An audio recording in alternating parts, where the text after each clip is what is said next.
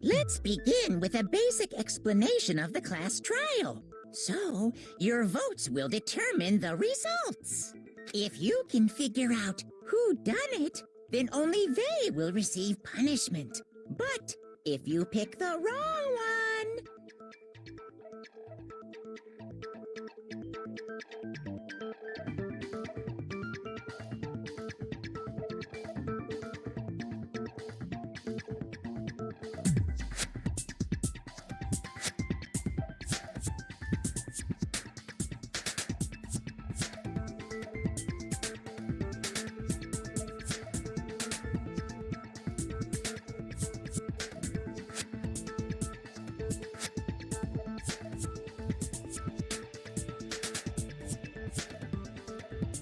Then I'll punish everyone besides the back end, and the one that deceived everyone else will graduate.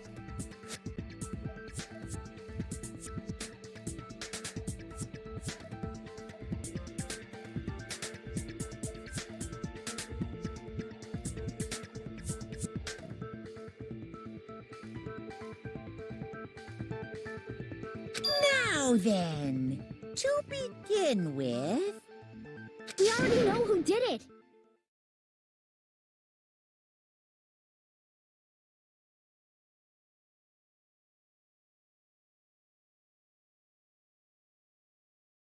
Was that?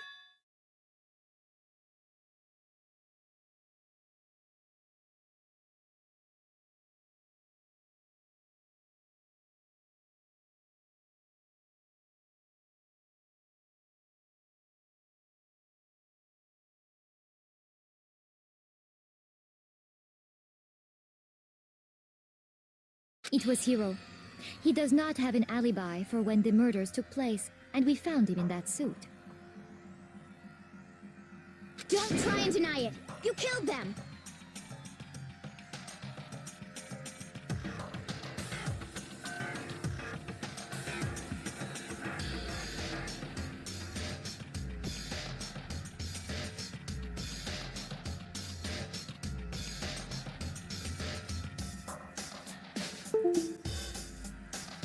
I didn't! Someone knocked me out! I was asleep the whole time! I don't know anything about it! Shut your murdering mouth, murderer! Who are you calling a murderer? I am sorry to say, Hiro, but we do have evidence.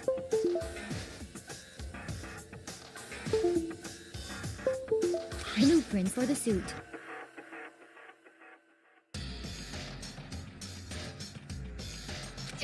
Parts we assume were used to build it.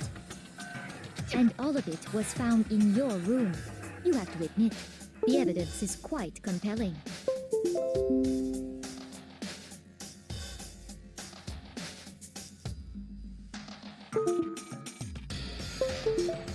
It points to you as having created the suit and wearing it while committing crime after crime.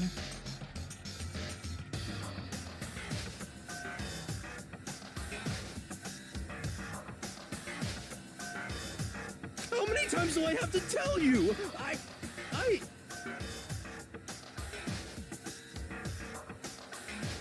I don't know, I don't know!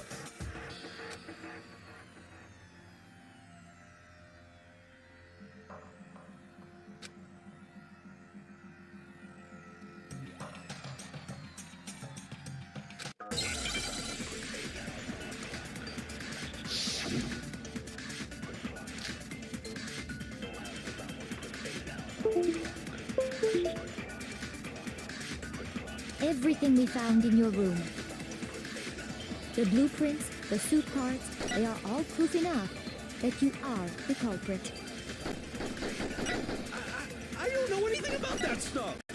It's not true, it's a conspiracy! Hiro, why? Why did you kill them? No! Just hold on a second!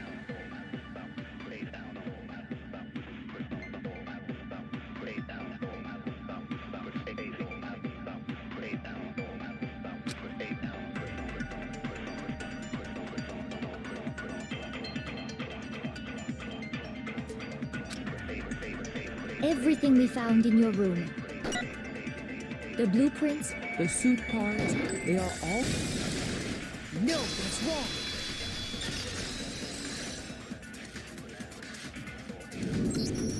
Are we sure Hiro really made those blueprints? What do you mean?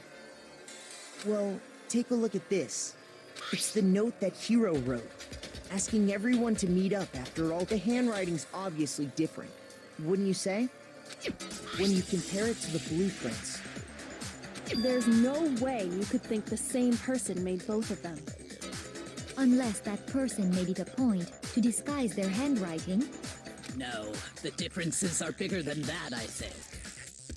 Come on! I'm not smart enough to think of trying to change my handwriting anyway. So Makoto, are you saying you don't think Hiro's the culprit? And he's not the only one. I think Hiro's innocent as well. What? Then who was in that Robo-Justice suit? Is it like Hiro said? Was there really someone running around in a second suit? The suspicious individual hidden within the suit. Go ahead, Makoto. Tell them who it was.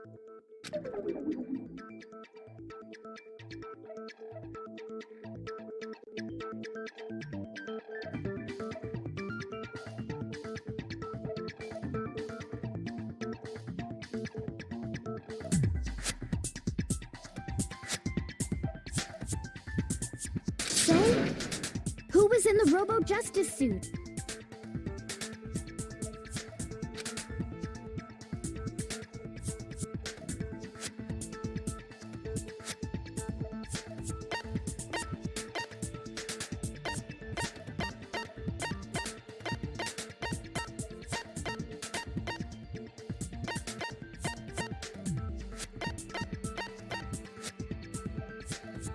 I got it! Other than Hiro, I can't think of anyone else it could have been. Obviously, he was the one in that particular suit, and we never found any kind of second suit. Then there can be no doubt. Hiro is the prime suspect. That doesn't make any sense. You just said Hiro didn't do it. It makes perfect sense. Hiro was the suspicious individual in the suit, but he's not the culprit. So what you're saying is... That's right. The culprit in this case has nothing to do with being in the Robo-Justice suit. What? Now that's a bold assumption. And what reason do you have to make such a statement? You do have a reason, yes? Of course. But before we get to that, there's something else we need to clarify first. So let's get that out of the way. Hey, stop trying to boss us around. All things have a proper order. So what is it? What needs to be clarified?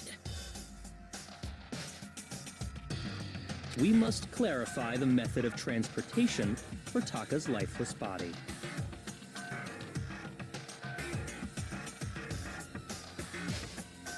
It would seem that his corpse was moved using certain particular items. Makoto, can you tell us what they were?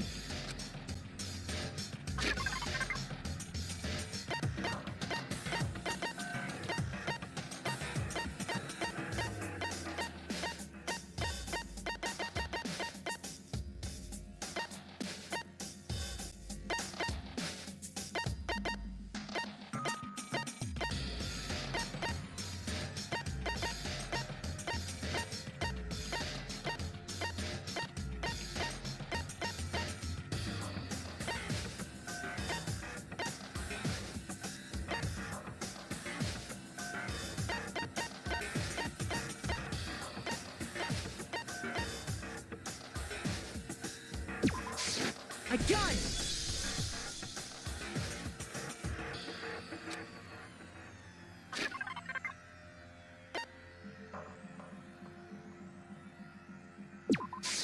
I got it! They were a dolly and a tarp, right?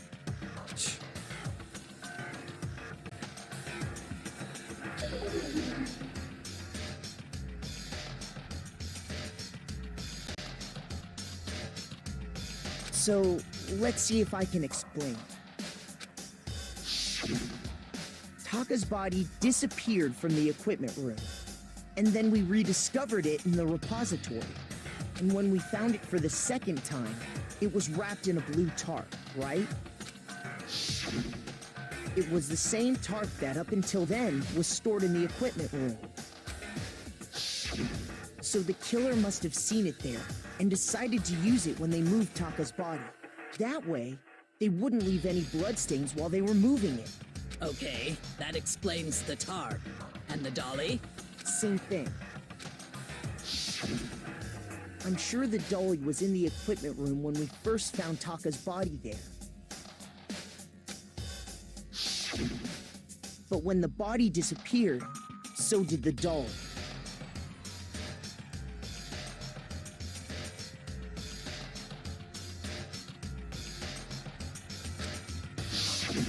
Later, when Taka's body reappeared in the repository,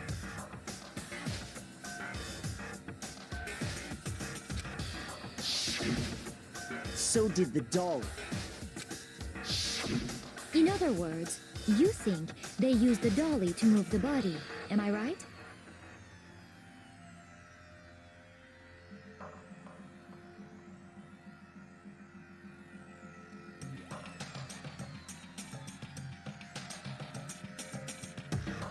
But are you sure you are not mistaken? Huh? Are you absolutely positive the dolly was in the equipment room when we found Taka's body? That dolly was made specifically for moving large objects between the repository and the art room.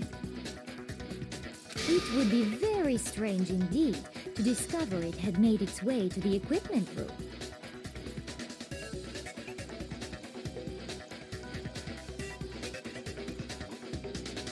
Is it not possible that it was in the repository all along, and you simply didn't realize it? She's raised an objection. How do you respond? There is no shame in being wrong. Nobody expects much from you anyway.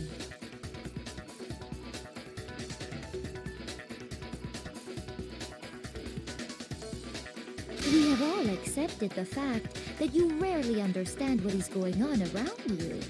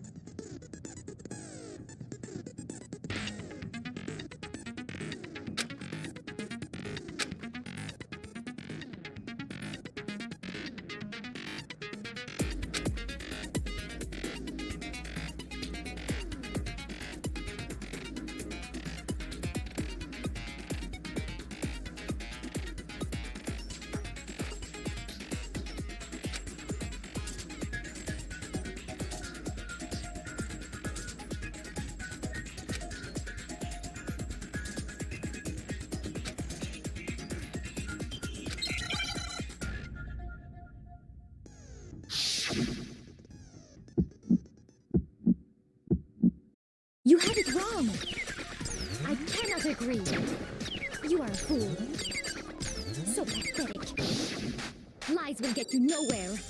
Do your worst. Away with you. You miserable wretch. I cannot agree. You are a fool. Lies will get you nowhere. Do your worst, you miserable wretch. You had it wrong. I cannot agree. You are a fool. So pathetic. Lies will get you nowhere. I cannot agree. This should prove it.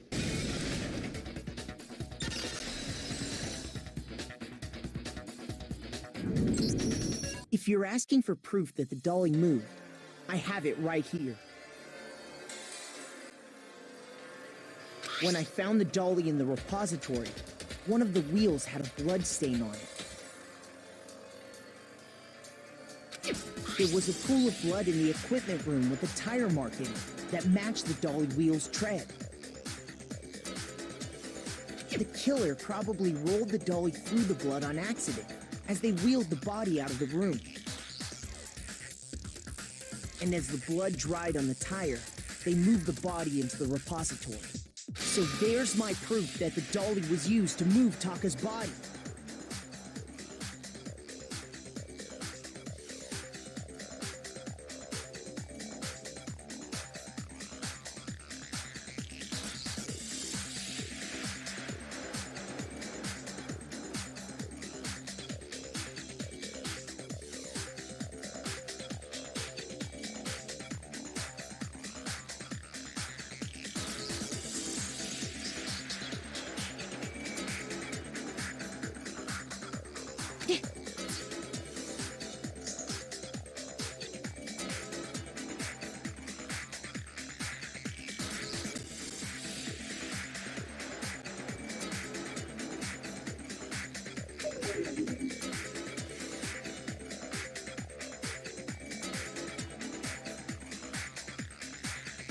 Well, anyway, that was just something we had to get out of the way.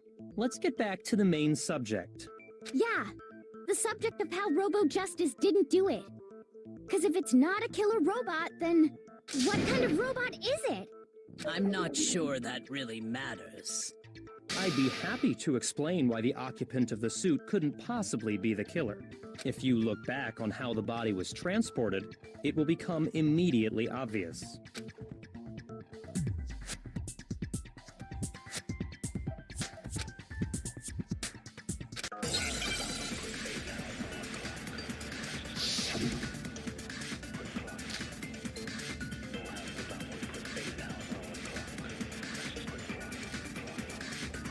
As we know, Taka was killed in the equipment room. And from there, the body was moved to the repository, correct? Yeah, the cult wrapped the body in the tarp, then loaded it onto the dolly and wheeled it off, right? Now, keep in mind that the dolly doesn't have a handle. Well, yeah, but even without a handle, all you'd have to do is bend over. Then you could push the dolly no problem. So the killer just crouched down and carted the body off to the repository. If you accept everything we just said, then you must realize that whoever was in the suit couldn't possibly be the culprit. Sorry, I don't think I realize anything.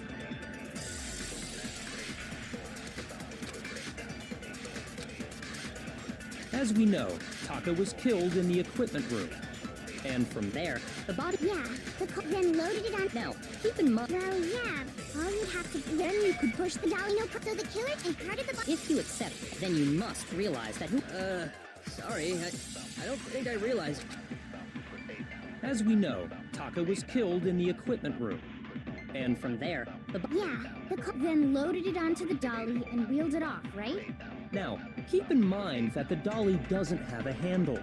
Well, yeah, but even without a handle, all you'd have to do is bend over. No, that's wrong.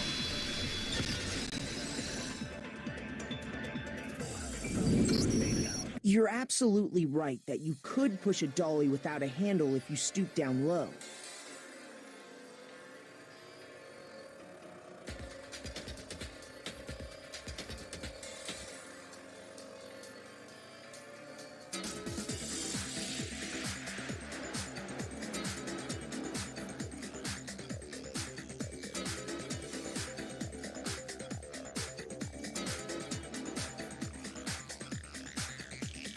But if you were wearing that suit, do you think you could actually get into a position like that? What do you mean? Think back to what you said when we were all checking out the suit together. Remember?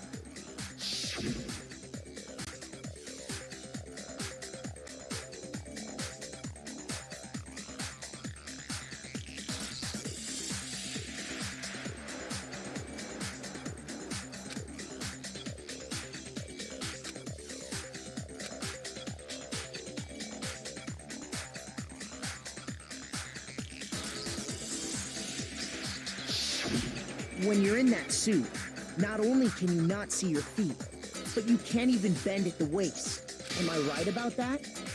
Now that you mention it, yeah. It seems like it'd be awfully hard to push that dolly if you couldn't bend over. Well, what's to stop you from simply pushing the dolly with your feet? When you can't even see your feet? You really think someone could kick the dolly all that way?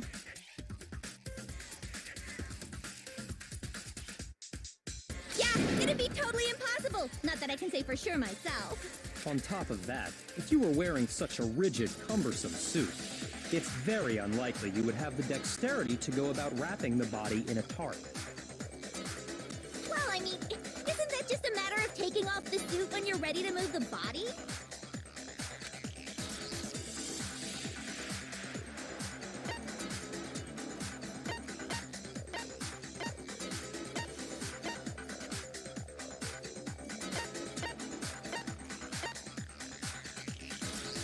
I got it!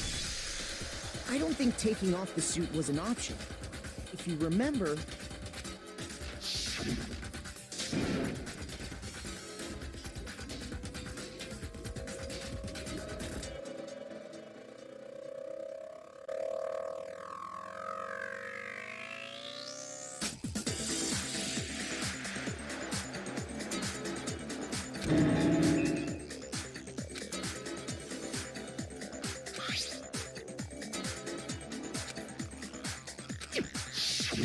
That's true. It seems impossible to put the suit on or take it off without help. Then, you really can't take it off by yourself? Hero wasn't just making it up? Of course I wasn't making it up. If he could have gotten it off by himself, I don't think he would have let us see him wearing it.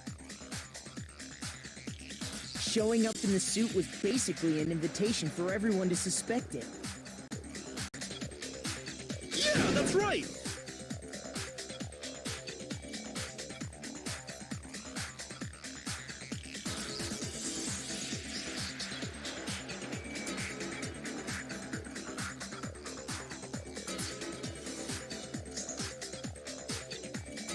So, it's really, really true that Robo-Justice couldn't have moved the dolly?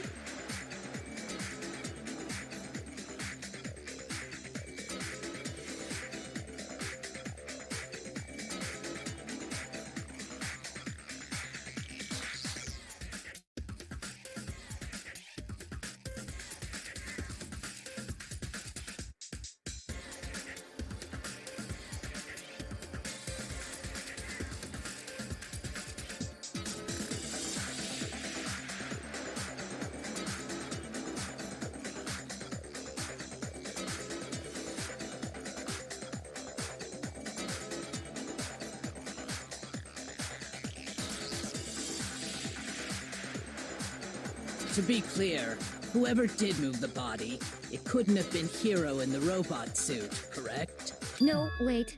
Just a second, if you please. Have you forgotten about the picture that I took? You all got a good look at it, did you not? The image of Hifumi being dragged away by Robo-Justice? If whoever was in that suit is not the culprit, how do you explain that? Besides, do you remember what the now deceased Hifumi said?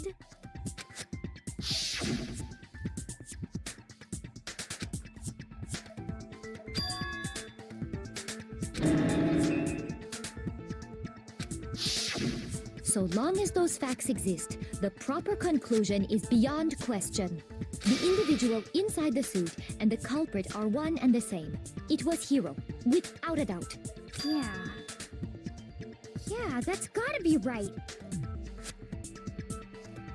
Hold on a second!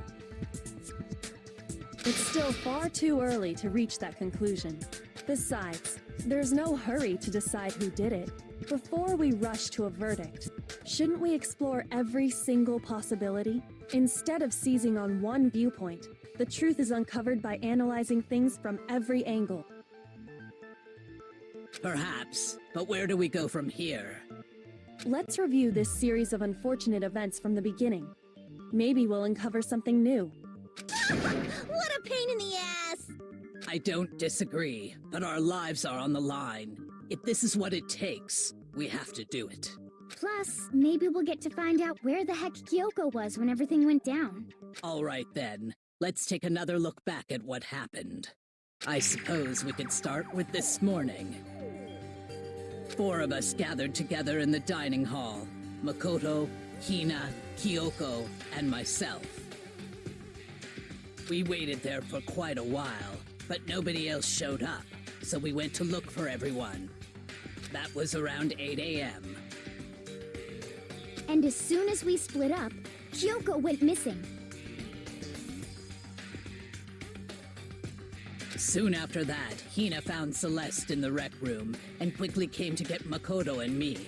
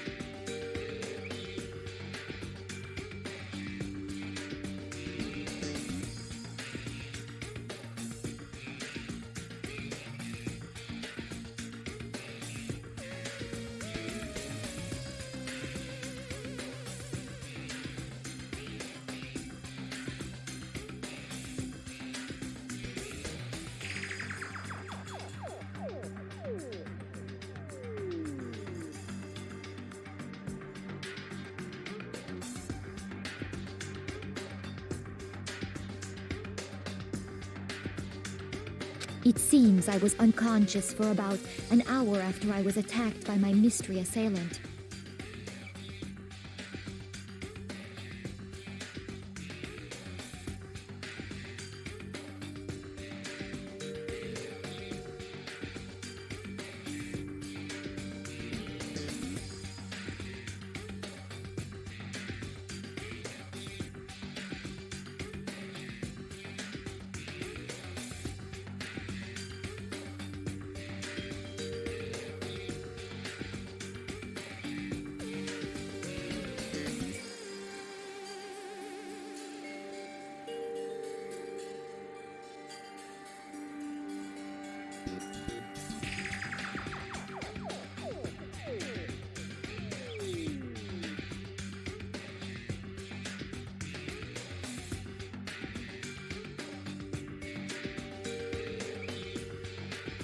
I know it was an hour because I remember being attacked a little after 7.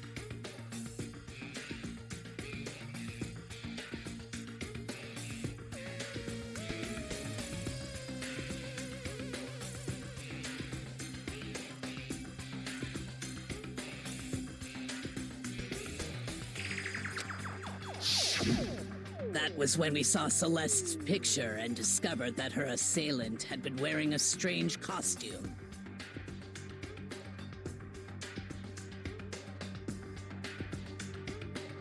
As it turns out, it was Robo-Justice.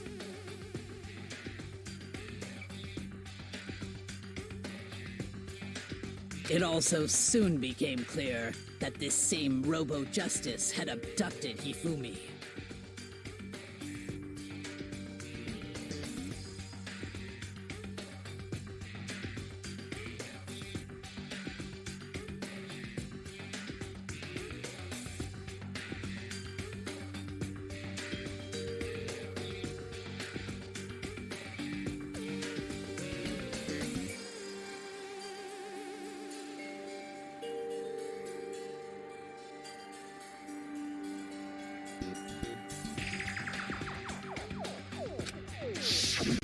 We were soon joined in our search by Byakuya and Toko, and then went on to find Hifumi in the library.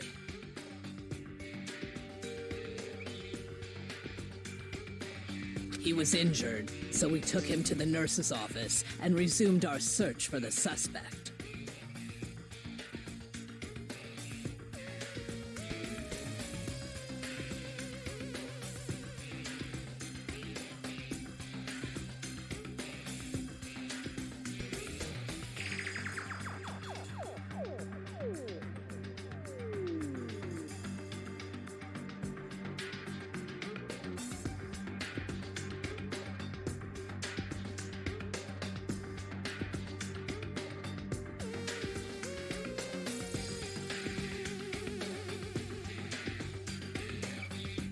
But not long after leaving the nurse's office,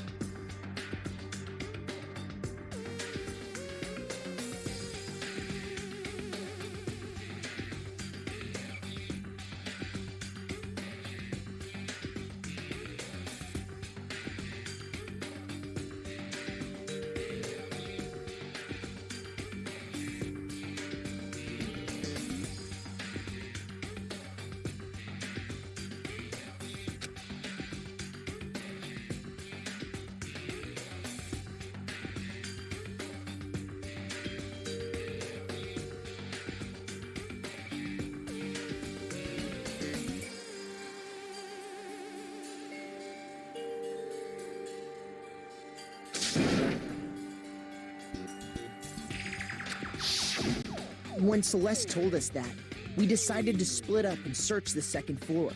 And soon after that, I saw someone moving around on the third floor, and I yelled out to everyone as soon as I did.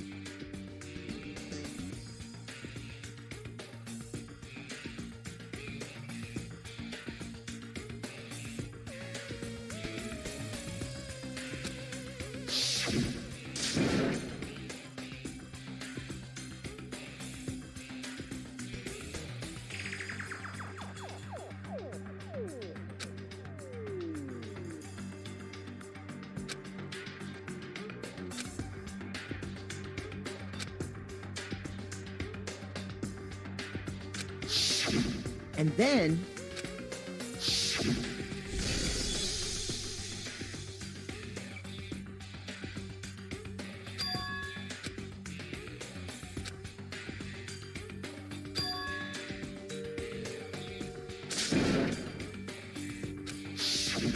At that point, we decided to divide up into two groups.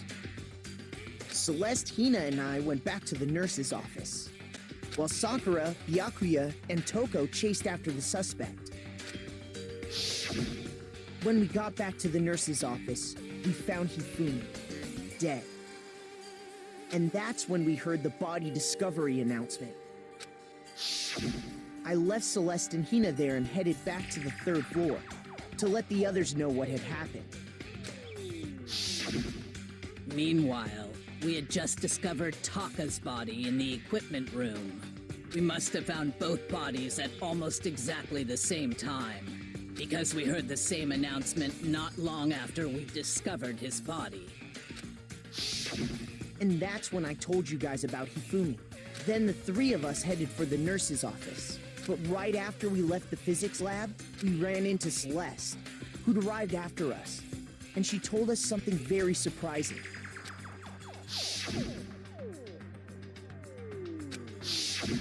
We rushed back to the nurse's office and saw that she was right. Then we remembered we'd left Toko passed out in the equipment room, so we hurried back again.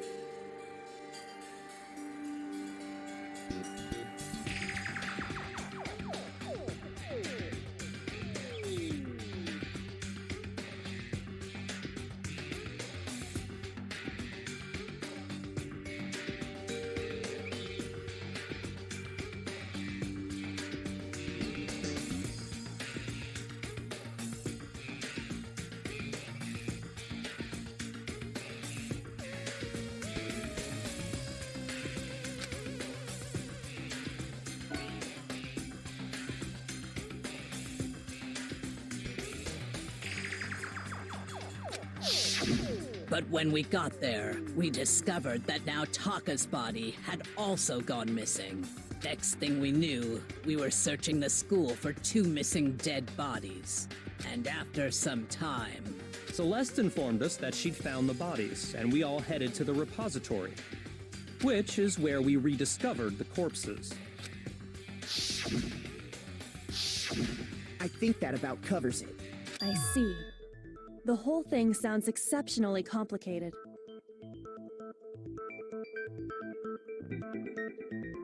It certainly seems to me that these are not a simple series of connected events.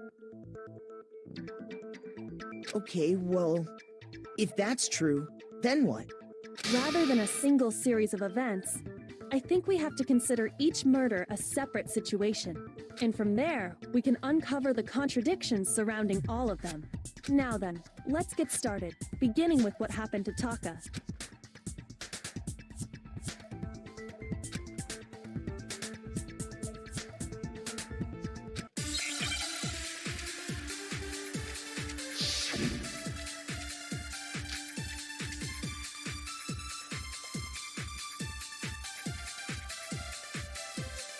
So, regarding Taka's death, I wonder if he died before Hifumi, or perhaps it was after?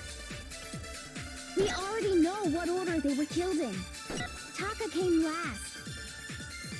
What makes you say that? Because of the numbering of the Justice Hammers. It's true that Hifumi was killed with Justice Hammer 3, while Taka's death came from a swing of Justice Hammer 4. See? So it's obvious Taka came after.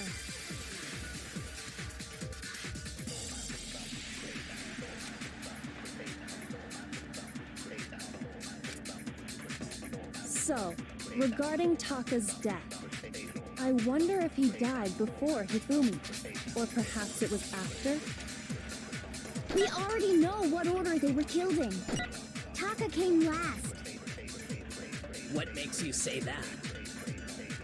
Because of the numbering of the Justice Hammers.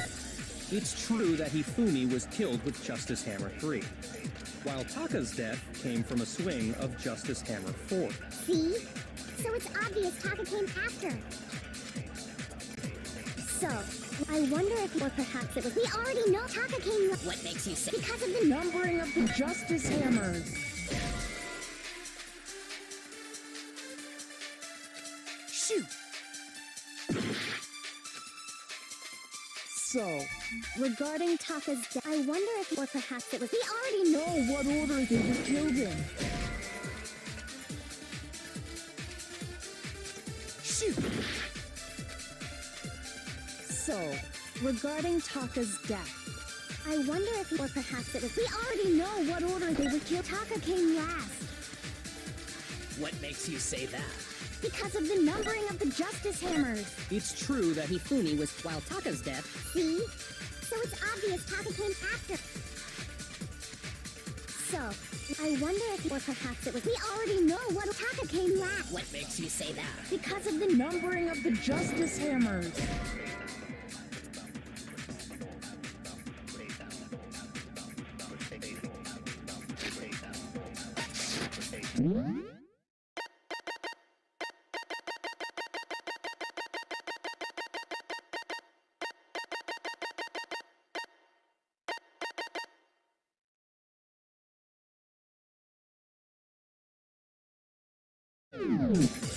Shoot! so, regarding I wonder if he died before Hifumi, or perhaps...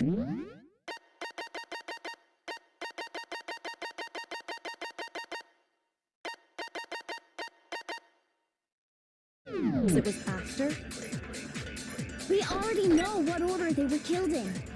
Taka came last. What makes you say that? Because of the numbering of the Justice Hammers. It's true that Hifumi was killed with Justice Hammer 3. While Taka's death... See? So it's obvious Taka came after. So, regarding Taka's death, I wonder if he died before Hifumi, or perhaps it was after? We already know what order they were killed in. No, that's wrong.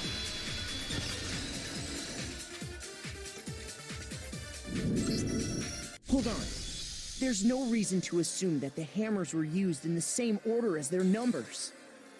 If anything, that's just another way the killer tried to disguise their actions.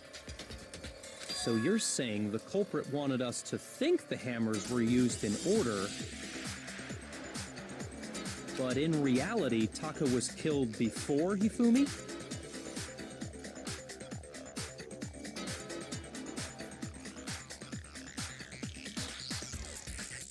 Okay then, let's see the proof.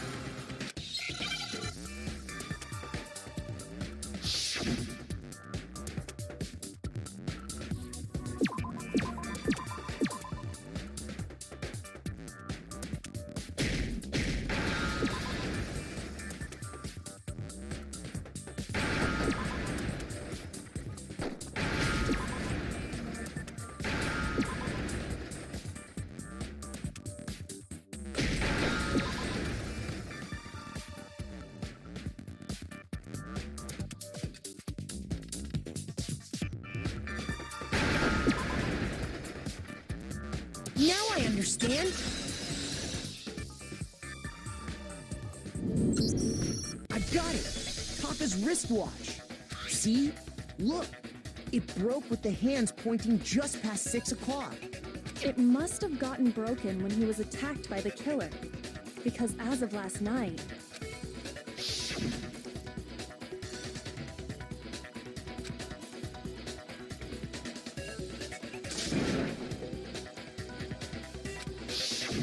So if it wasn't broken after 6 last night, then he must have been attacked around 6 this morning. And that would be his official time of death. But if that's true, then he was killed well before Hifumi. And before Celeste was attacked this morning, which happened around 7. That's right. Taka was killed before any of the other incidents took place. That simple fact slipped past all of us. We made the wrong assumption about the order of events, all because of those justice hammers.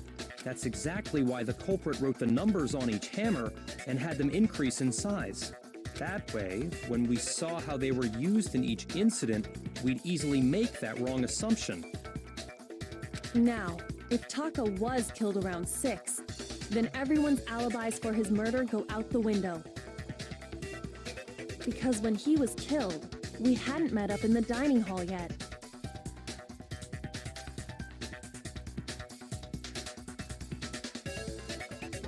That may be true in the case of Taka's murder.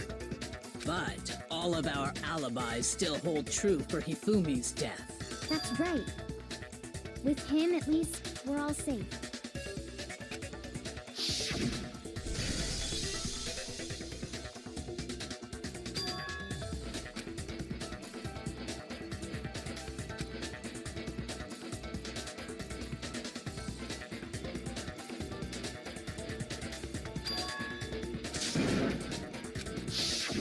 When we heard Hifumi screaming, we were all together.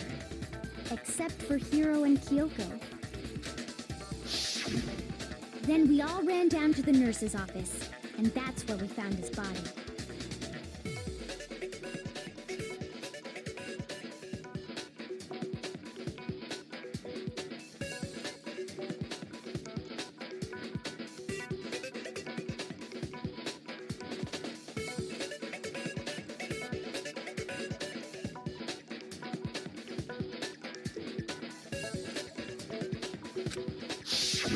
That's totally true. We're all in the clear.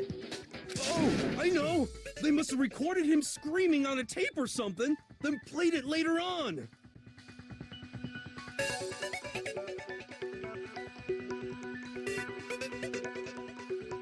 If that's true, where's the tape? I don't know.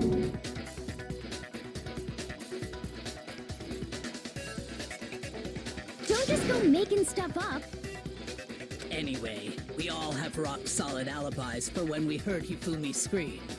Since all of us were there together, clearly none of us could have killed him. And it does not stop there. There was also the moment when we discovered his body had disappeared. When his body vanished from the nurse's office,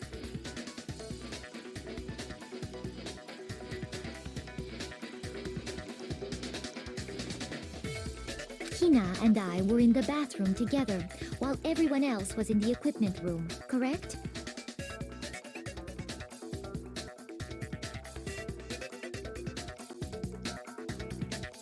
And then there's the disappearance of Taka's body from the equipment room.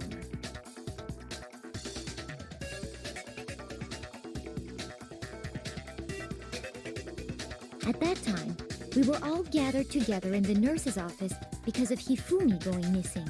Well, don't forget, I was passed out in the equipment room the whole time. Wait, then what if Genocide Jill did it? She could have dragged Taka's body out of there right then. Even if she could pull that off, there's no way she could have done the same with Hifumi's body. Because, as we just established, she was passed out in the equipment room when his body disappeared. Besides, I didn't do either of them anyway. In other words, it is impossible that any of us could have killed Hifumi or moved either of their bodies. On the other hand, Hiro and Kyoko had disappeared, so they most certainly could have done those things.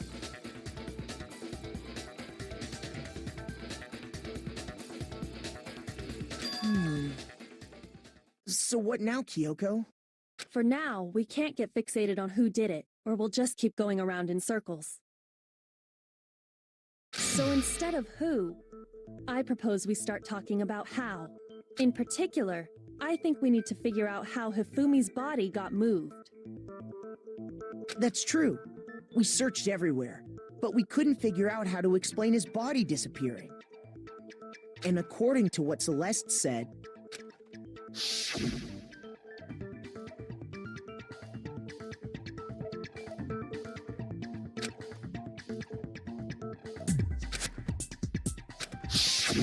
his body apparently disappeared in the 1 minute her and Hina took their eyes off of it.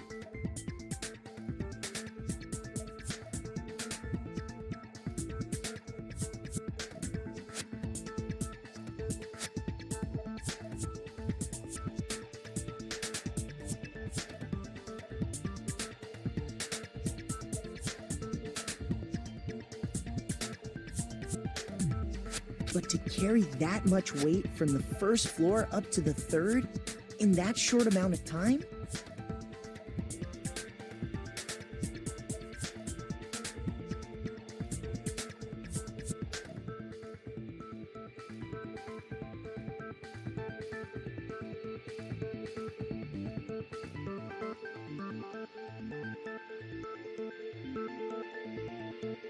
Oh man, yeah!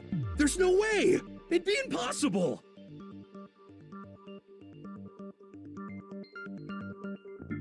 Well, what if I told you there was a way to make the impossible possible? What? How?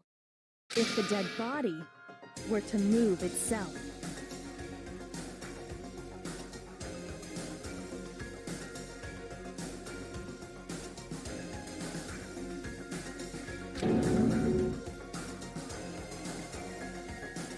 The dead body moved on its own?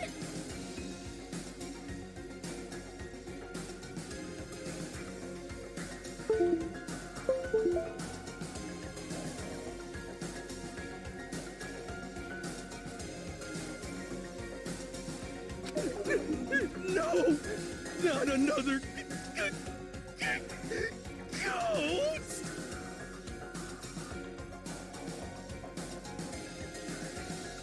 I don't think it has anything to do with the occult. I think what she's implying is, we thought Hifumi was dead, but perhaps in reality he was still alive. He was alive? Are you saying Hifumi wasn't carried out of the nurse's office, but simply walked out on his own?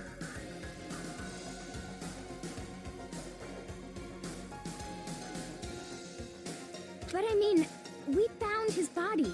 He was dead. Perhaps he was simply playing dead. That it isn't possible.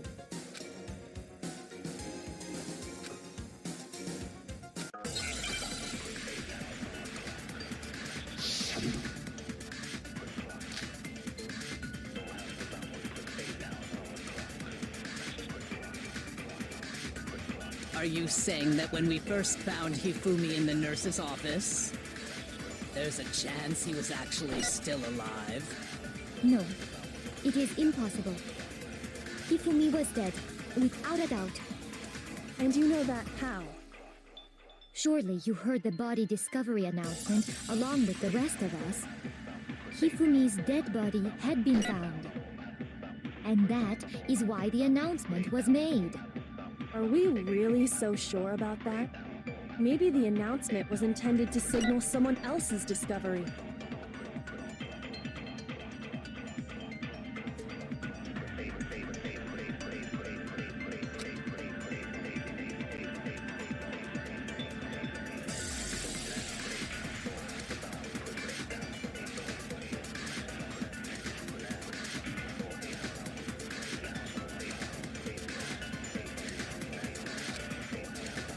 Are you saying that when we first found Hifumi in the nurse's, there's a chance he was No, it is Impossible. Hifumi was dead. And you know that. Surely you heard the body with Hifumi's dead body. and that Is why the announcement. Are we really so maybe the announcement was intended to signal someone else's discovery.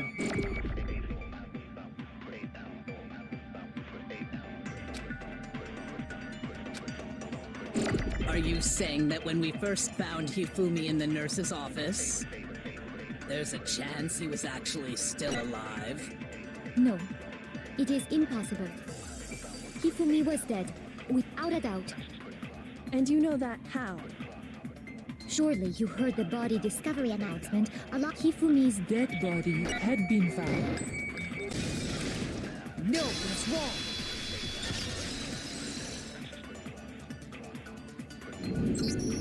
Was the body discovery announcement that was made really intended for Hifumi? Of course it was. The announcement played right after we discovered his body. Maybe. But that was also the same time that Taka's body was found. That's right. It wasn't long after finding his body that we heard the announcement. So there's a good chance we've made a mistake in there somewhere. I think we've confused whether the announcement was for Hifumi or Taka. First of all, if two bodies had been found, there really should have been two announcements. Maybe Monokuma simply got lazy and rolled them together into one. What do you say, Monokuma? Any comment?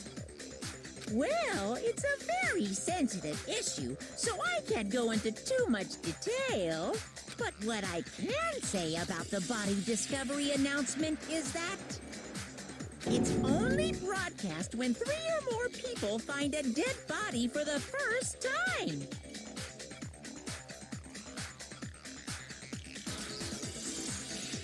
That didn't answer our question, man. We're asking if you're a lazy bum. No, actually, that was plenty. Huh?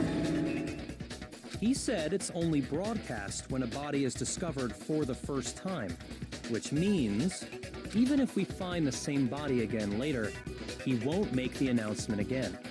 If that's true, then why was the announcement made again later on? Huh? Later on? Exactly. We heard the body discovery announcement twice.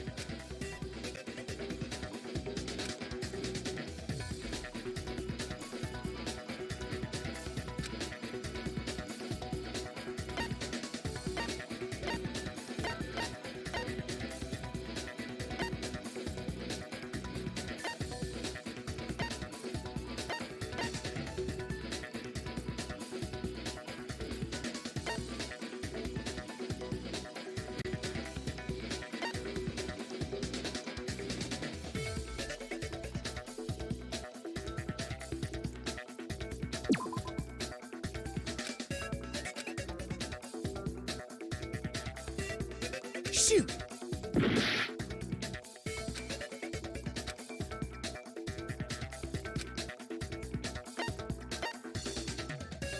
I got it! We heard it a second time in the repository when we rediscovered the two bodies.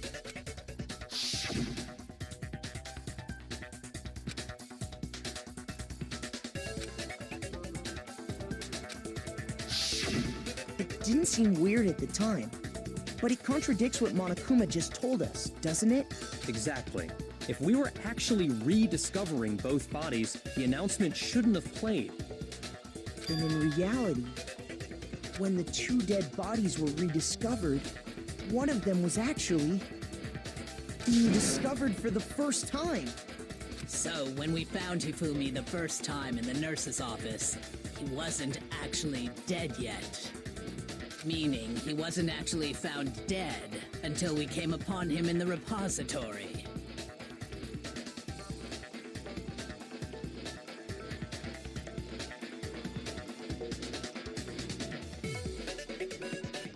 And that's just part of it.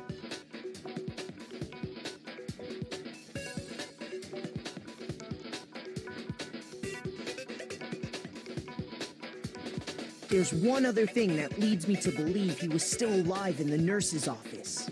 Oh, I know! Because he was super good at playing dead! Bada bing, bada boom! That is the worst logic I have ever heard. But honestly, I do not think there's anything that can prove he was still alive. Okay then, let's take another look at the events surrounding the discovery of his body. Then it should become clear whether he was really alive or not. This whole thing is pointless.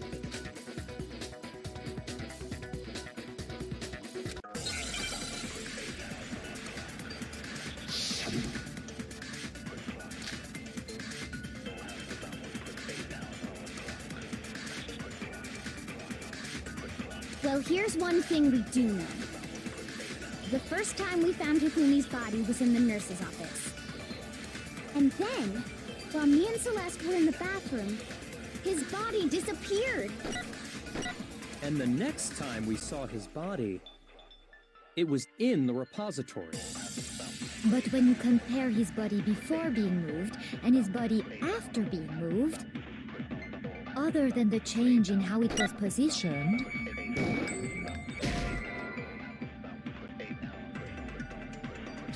Shoot! Well, here's one thing the first time we found him, and then his body disappeared. And the next time we saw his body, it was in the repository. but when you compare his body before being moved and his body after being moved, other than the change in how it was positioned, there was no notable difference. No, that's wrong.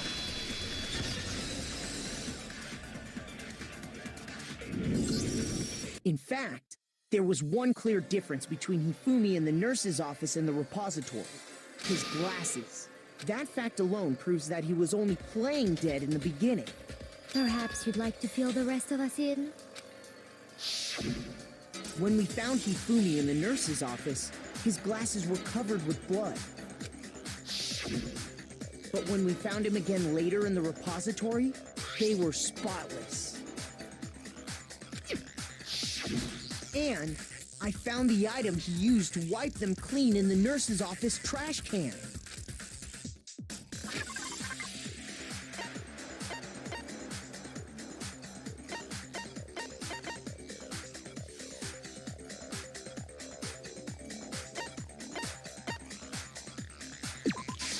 I got it! It was a glasses cleaning cloth featuring a certain cartoon mascot. One look at the bloodstain on the cloth should make things clear. This piece of cloth was used to wipe Hifumi's glasses clean.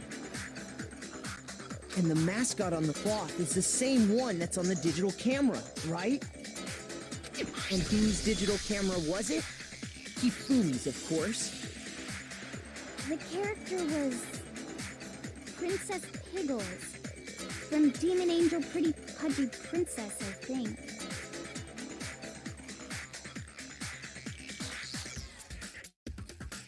I highly doubt anyone but Hifumi would have brought something like this to school. I see your point. And the only people here who wear glasses are... I wouldn't be caught dead using a tacky piece of garbage like that. A few tissues is all I need to keep my glasses clean. Then there's no question. It belonged to Hifumi. So what you're saying is...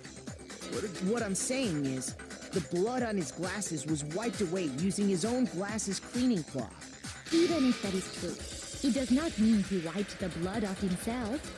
But who would benefit from a clean pair of glasses other than the glasses owner? That's a good point. And it must have been him, right? So let's assume that Hifumi was still alive in the nurse's office. He pretends to be dead. Then when he's alone, he wipes his glasses clean so he can see. Then he stands up and walks out on his own 2 feet.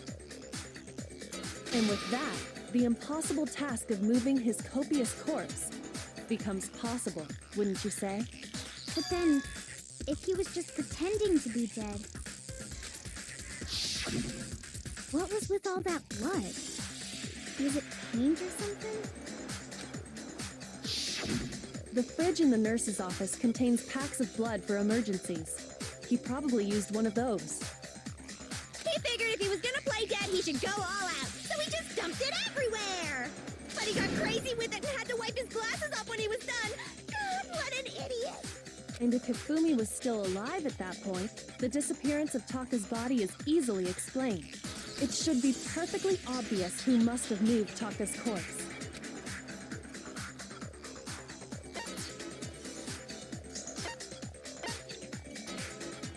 I got it! It could only have been Hifumi.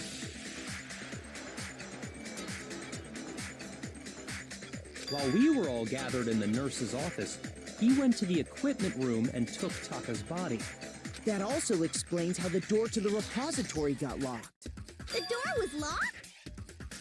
Well, after the bodies disappeared, we all went looking for them, right?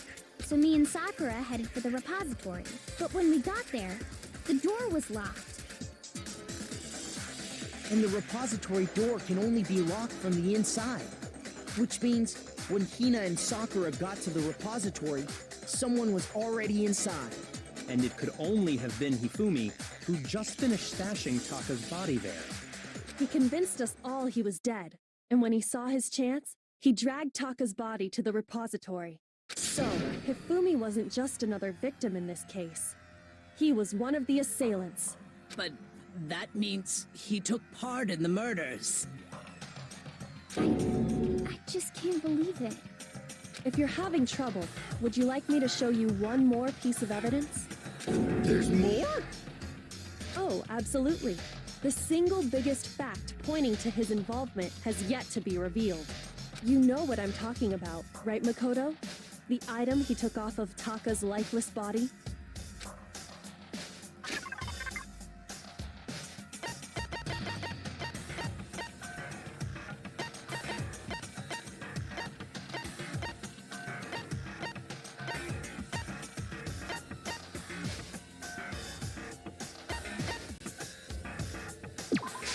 I got it! You're talking about the note Hifumi had hidden away, aren't you? Hidden note? That's right. We found it stuffed in his pants. What? In his pants? Yes. his pants. Okay, well, forget about the pants for now. Take a look at what the note says.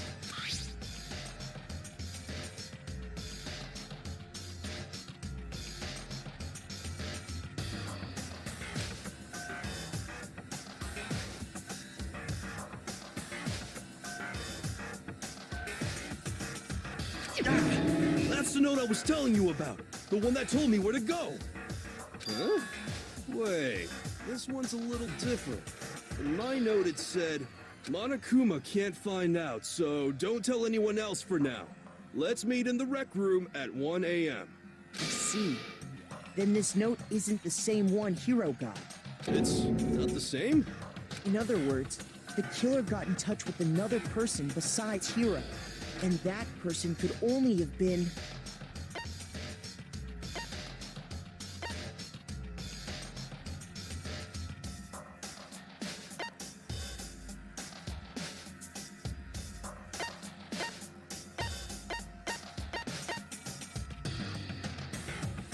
I got it! That's right! Taka! The killer used this note to draw out Taka and murder him. Hello? Over here! Objection! Objection! I don't really understand what's going on, but Hifumi had that letter, right? So whoever wrote it wasn't drawing out TikTok, they were drawing out Huffy! Just to be clear, TikTok is Taka and Huffy is Hifumi, right? Ugh! Yes! Why must you ruin it every time?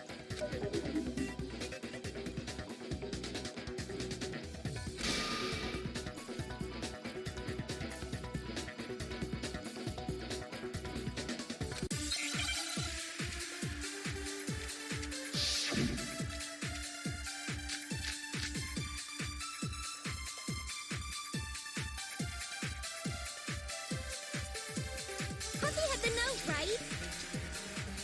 Then the person it was intended for must have been Huffy! But remember what the note said. What time did it say to meet? 6 a.m., I believe. The time doesn't matter! The note has nothing to do with TikTok! No, that's wrong!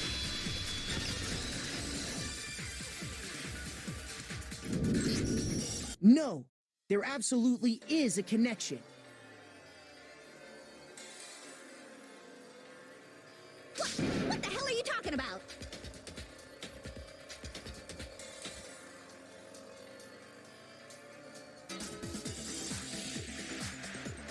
The note said to meet at 6 a.m., which is the same time Taka was murdered.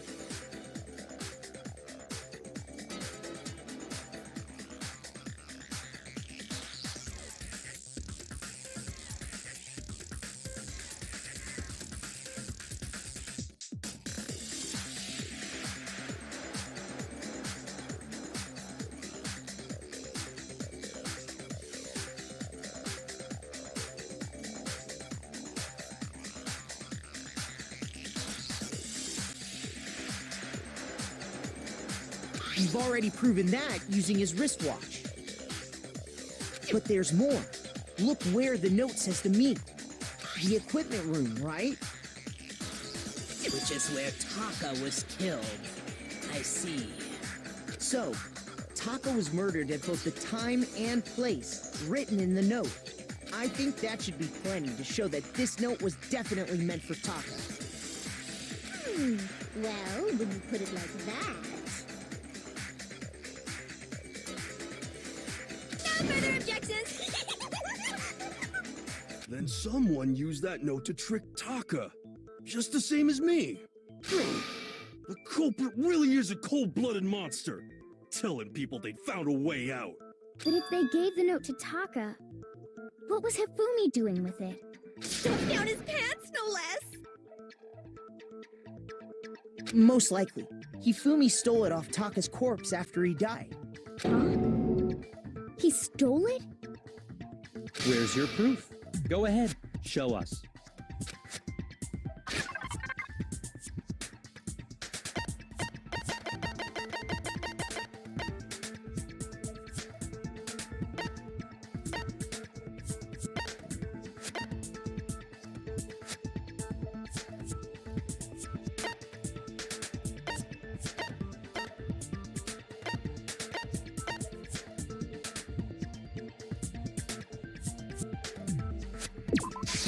A gun!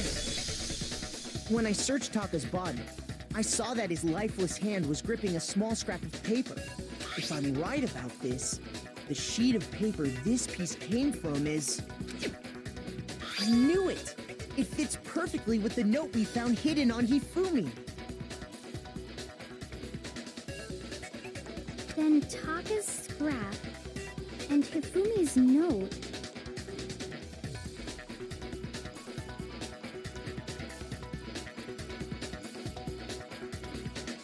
Yup, they're from the same piece of paper.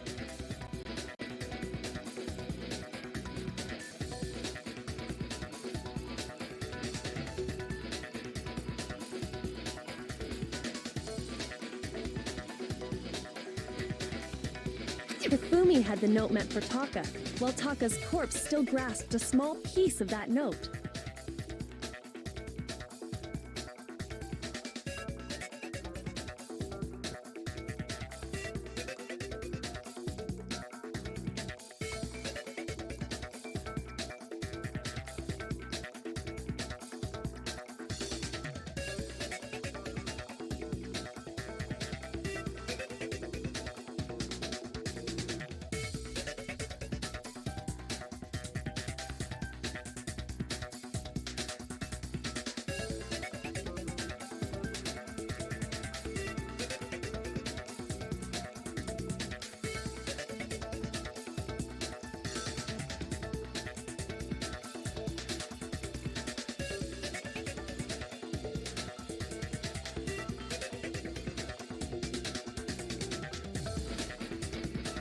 There's only one way to explain it.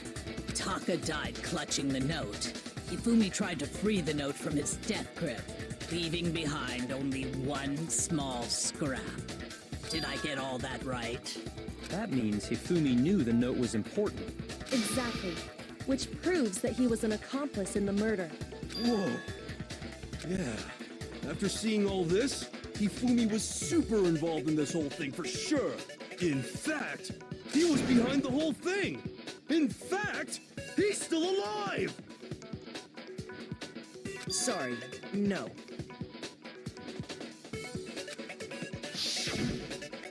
When we found him in the repository, Hifumi was truly and completely dead.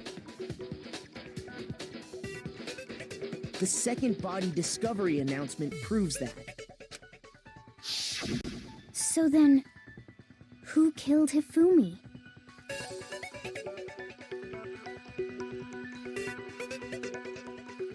Whoever did is the mastermind, the true killer. He was killed in the repository. So he must have been killed not long after transporting Taka's body. So, he must have been killed after Taka's body vanished, but before we found both bodies in the repository. During that time, we'd all split up and were searching for Taka's missing body. In other words, during that time, none of us have alibis. Wait, but me and Sakura were together. Stop trying to steal the spotlight, you stupid walrus! Who are you calling a walrus? Anyway, when they were killed bothers me too. But there's something that's been bothering me even more. And what might that be? The weapon they used to kill Hifumi. The weapon? Yeah, because I mean, according to the Monokuma file, the way Taka and Hifumi were killed was almost the same, with them having similar fractures and all. But Justice Hammer 3 and 4 were still laying around in the nurse's office and equipment room, right? So if Hifumi was killed in the repository, the culprit would have had to grab one of the hammers, kill Hifumi, then put the hammer back where they found it. But wouldn't that be seriously risky for him? I'm surprised. It seems there's some semblance of a brain knocking around that skull of yours after all. Hell yeah, it's packed in there good and tight. He's right, though. I don't understand it either. The Monokuma file makes it clear that they were killed using similar instruments.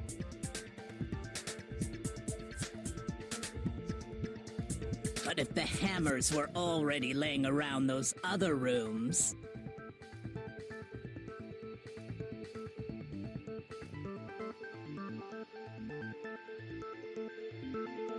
So the question is, how could the culprit have gotten their hands on either of the hammers?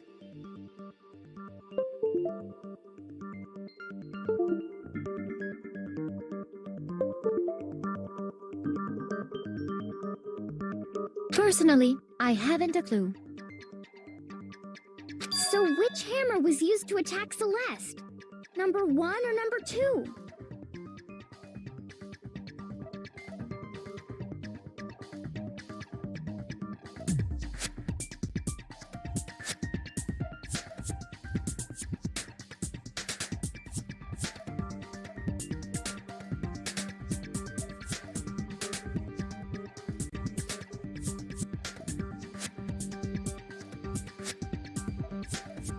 Those were accounted for in other rooms too. And I don't think either one is big enough to kill someone. Then,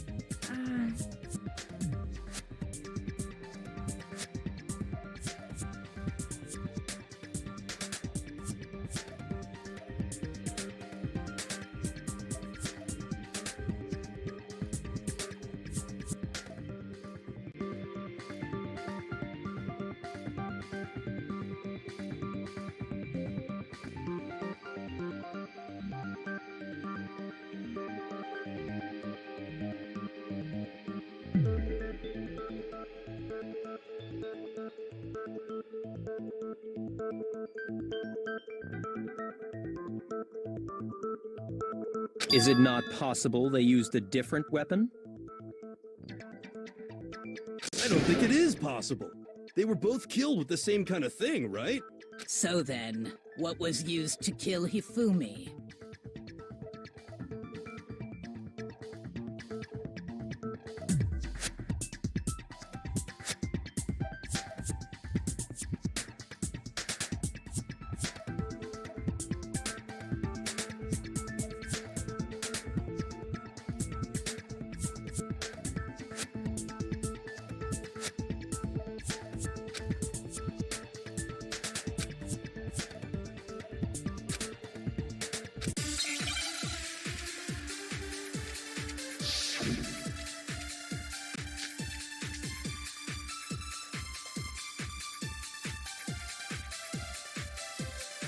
What was used to kill Hifumi? Was it Justice Hammer 3? Maybe Justice Hammer 4? Well, whatever it was, there's one thing we have to figure out. How was the culprit able? How did nobody witness them carrying it? Sounds like a Justice Hammer 5 is about to make its appearance! Check out murdergear.com/hammer. Well, what? The murder weapon had to be one of the Justice Hammers. And, that's about it.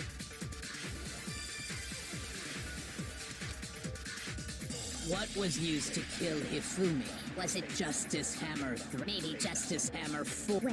Well, there's one thing. How was the culprit able to move? How did nobody witness? Sounds like a Justice Hammer 5 is about to make its appearance! Shoot! What was used? Was it just maybe Justice? Well, there's one. How was the culprit? How did nobody? Sounds like a Justice Hammer. Check out murdergear.com/hammertime for more info. Well, one thing seems pretty clear. The murder weapon had to be one of the Justice Hammers. No, that's wrong.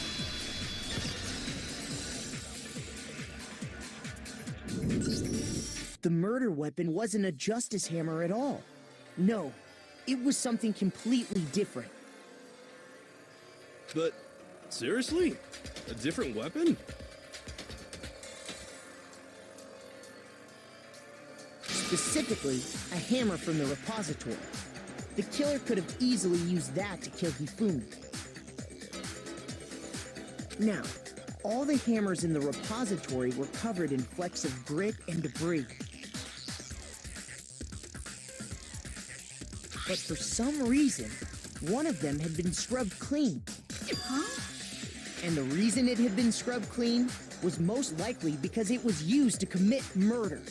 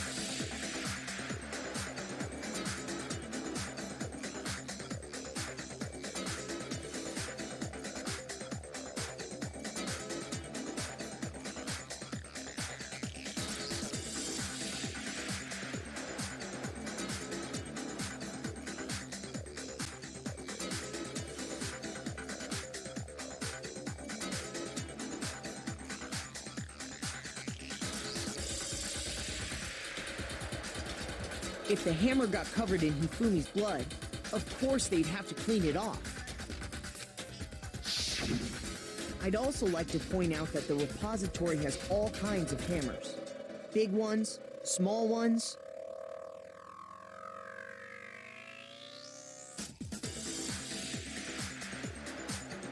And even some flat mallet-like ones. I think whoever made the Justice Hammers used those as a basis for their design. If that's true, that would explain the Monokuma file's note about the wounds being similar. So Hifumi moved Taka's body to the repository, where someone then used a hammer to kill him. And whoever did that is the true killer. The one Hifumi was working with. And the one who betrayed him. Hold on a moment. I still think it's strange to assume someone was working together with him. The way the graduation rule works, there is no benefit to helping someone else carry out a murder.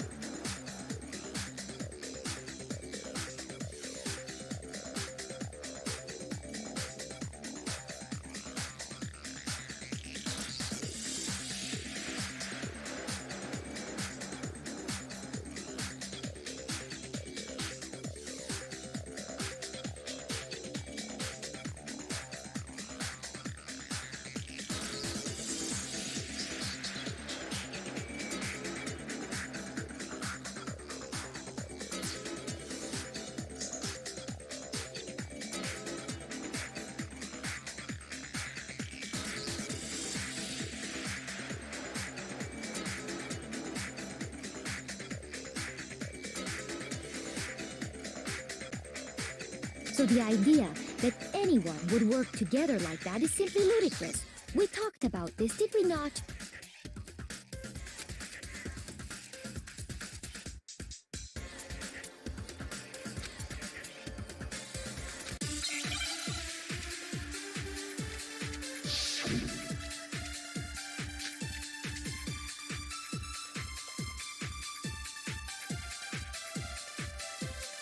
Based on the rules that have been laid out for us, even if more than one person is complicit in the murder, only the one who actually carried out the act can graduate and survive. Assuming the rule holds true, it is simply impossible that two people work together on this. That is how the rule was explained to us. But that only really applies if there's one murder, right? In this case, however, there were two murders.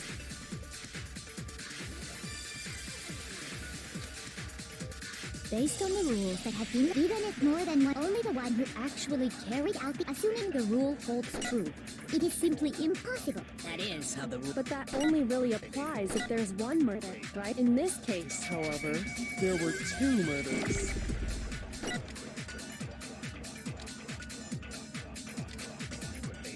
Based on the rules that have been, even if more than one, only the one who actually carried out the act can graduate, assuming the rule holds true. No, that's wrong.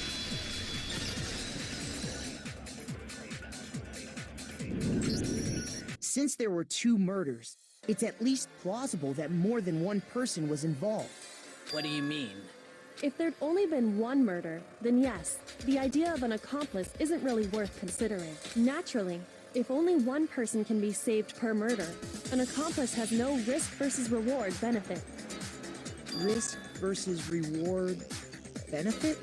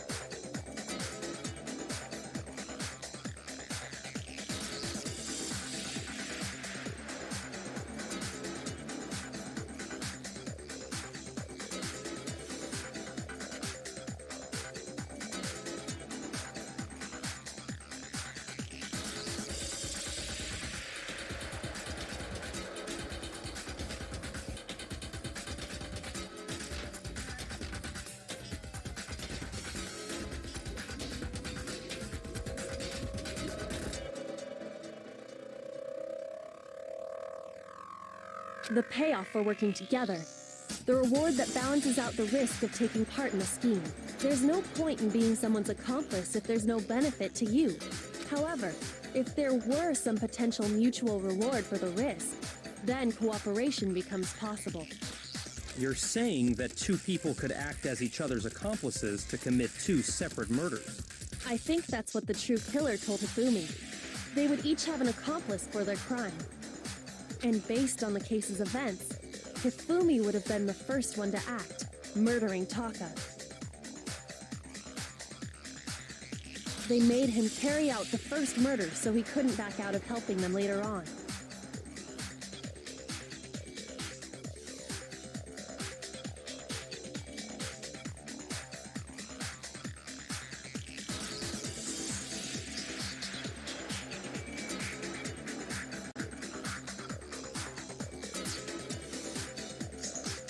So in this case, there wasn't one single person committing multiple murders. Instead, each person killed someone, creating two separate incidents. And it only looked like one person because that's how the true killer designed it to look.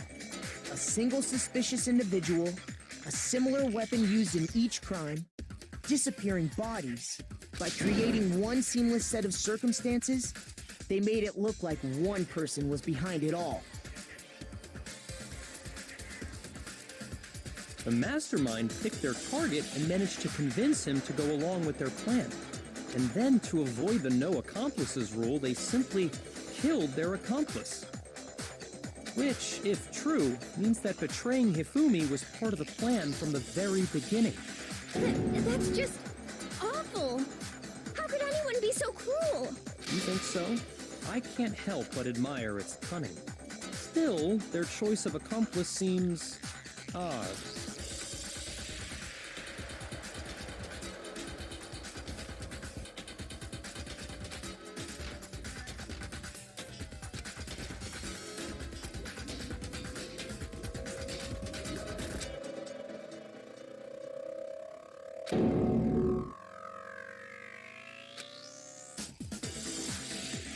I understand how an accomplice could be involved, but then who was the one pulling Hifumi's strings? That's problem numero uno right now.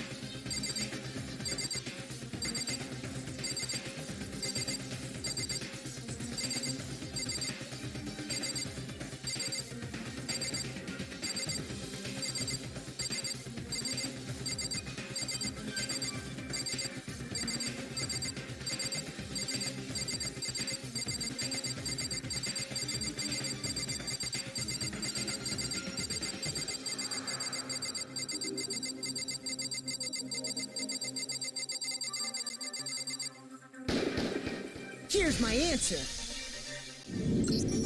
It was Celeste. Ah, so I'm the suspicious individual now, am I?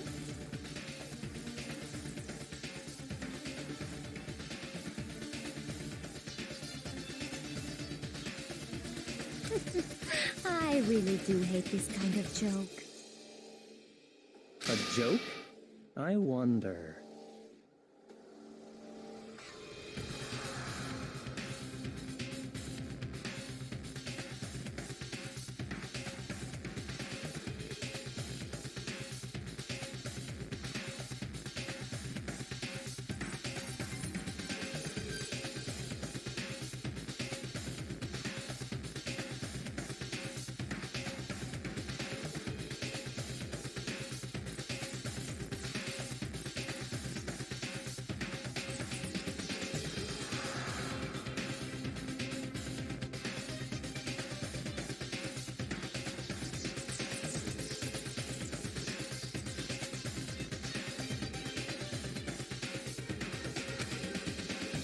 So what you are saying, then, is that I specifically chose to work together with Hifumi. The idea that I would choose to spend any amount of time interacting with him, that I would go within 10 feet of that shit from brains, that lazy, worthless, goddamn idiot!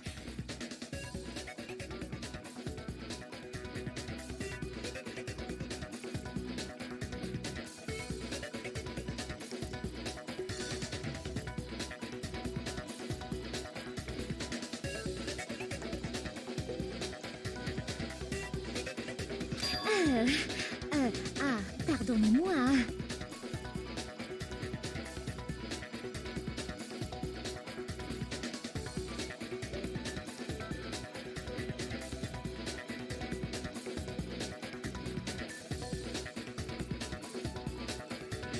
Just to be clear, there is evidence to support it.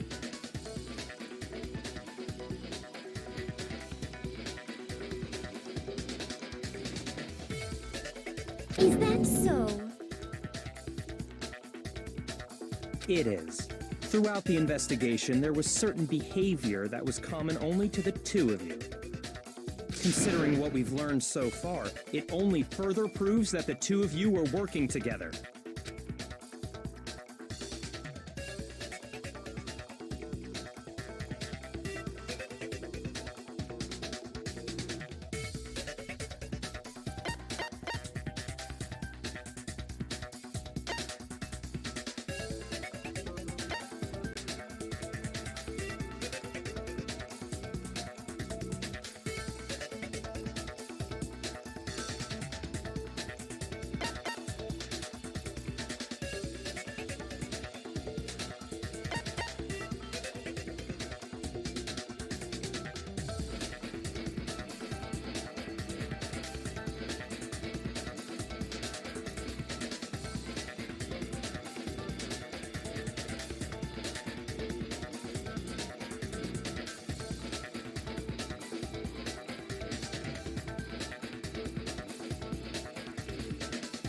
I got it!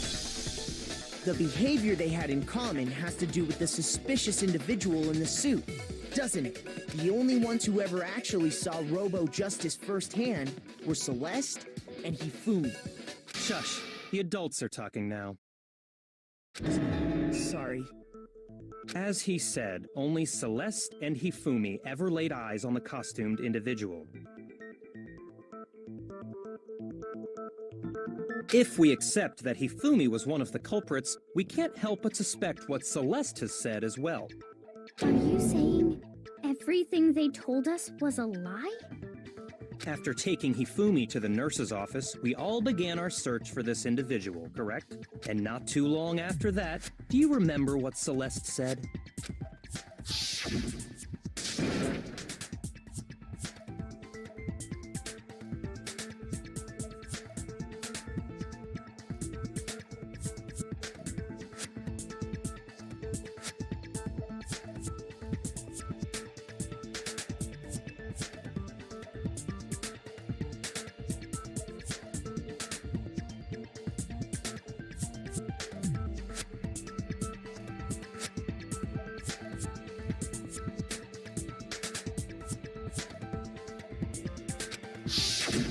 We headed to the second floor specifically because of what she claimed to have seen. Next, to draw us all to the physics lab up on the third floor,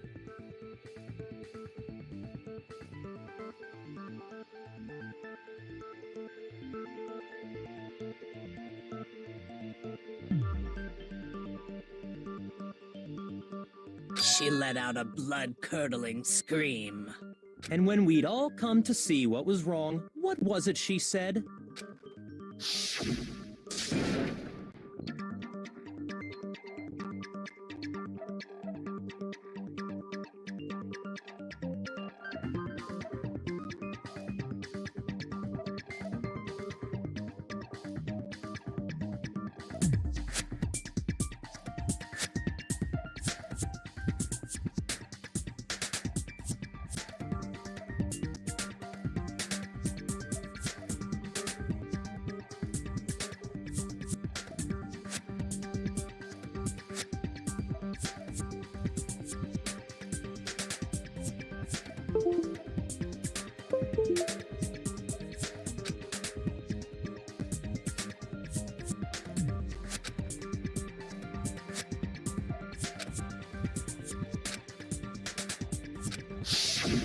Once she'd done her job of getting us all up to the physics lab,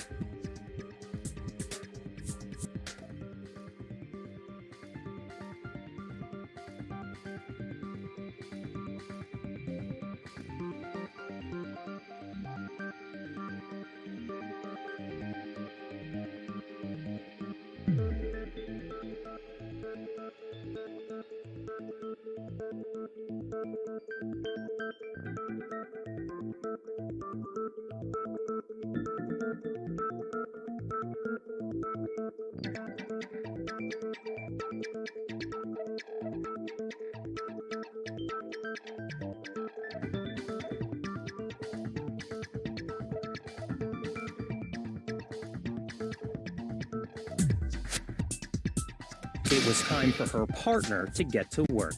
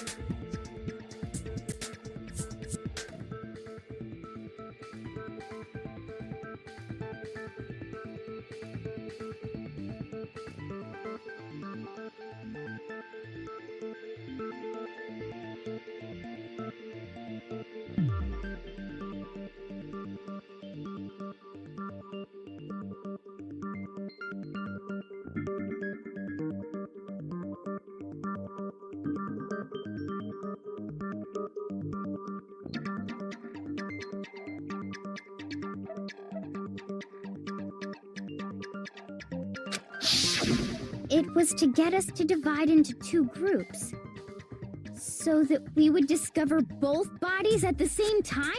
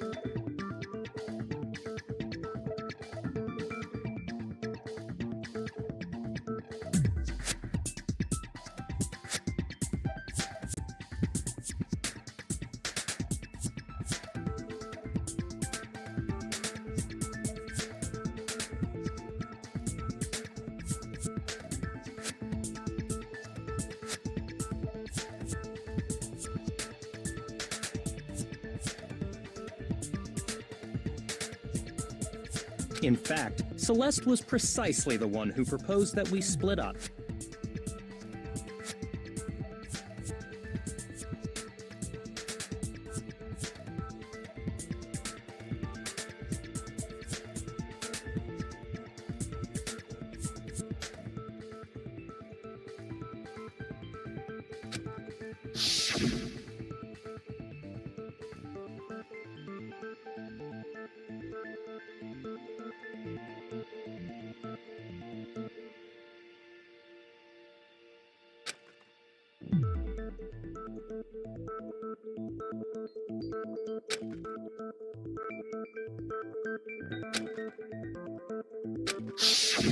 Well, if Celeste and Hifumi were working together, all those chance events suddenly become connected. And on top of that, that piercing cry of yours early on.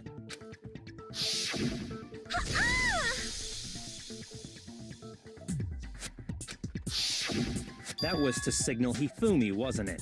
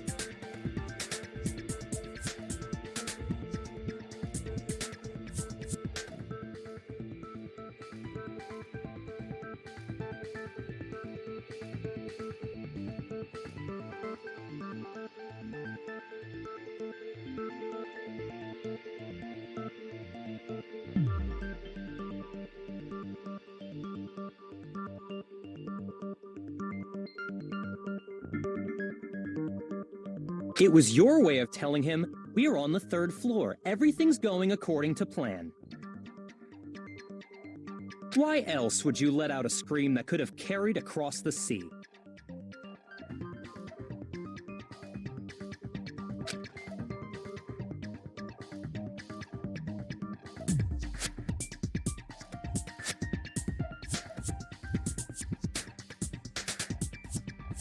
I just realized another strange thing. When we found Hifumi in the nurse's office, who we now know was only pretending to be dead,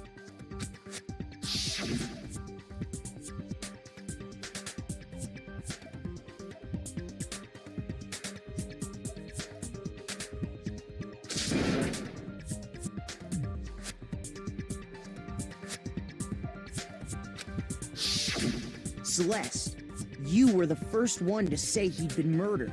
You wanted to make sure we wouldn't have any doubt in our minds.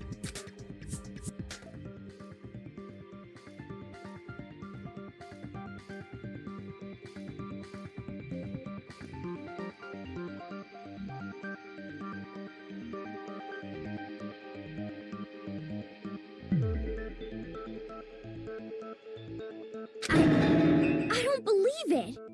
Everything, the whole thing was one big act!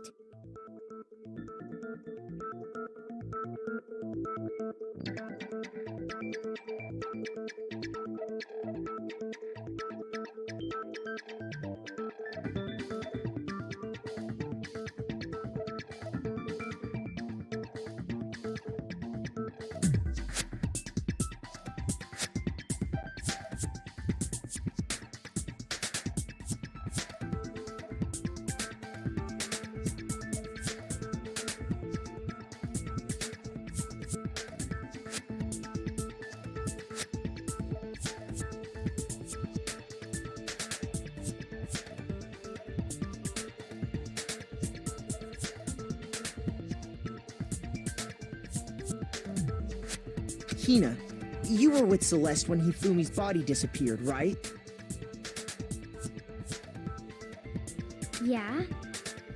I was feeling kinda sick, so Celeste took me to the bathroom.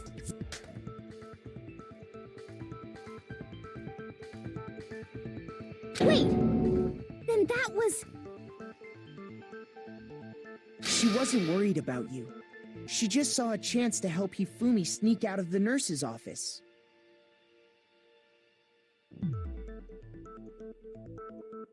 Each piece isn't much by itself, but start putting them together and the picture gets very ugly indeed. Wouldn't you agree, Celeste? I have no idea what you mean. Don't bother trying to deny it. You made one fatal mistake. Oh, did I? I didn't even catch it myself when you first said it, but looking back, I can say that that one little slip-up was your undoing.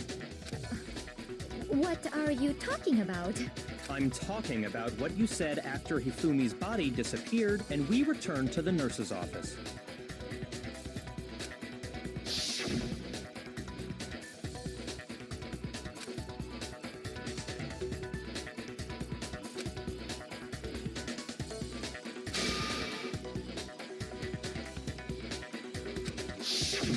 I remember her saying that too, but I don't understand what's so strange about it.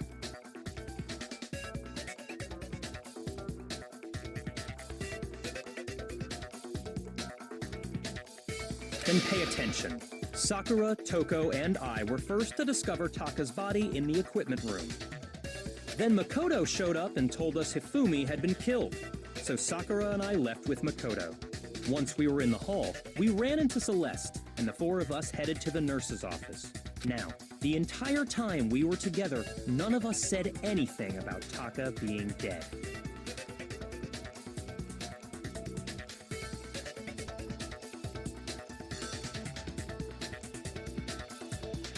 Think about it.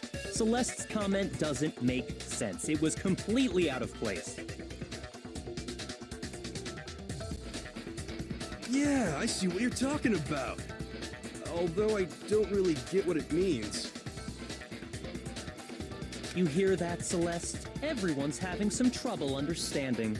Could you repeat what you said? If you're really not the culprit, you shouldn't have any problem repeating it, right?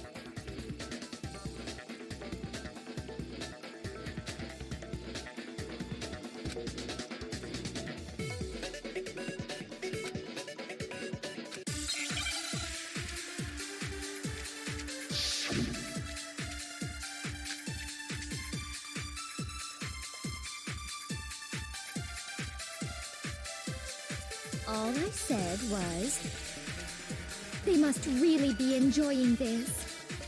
Enjoying the sight of us standing around, frightened and confused.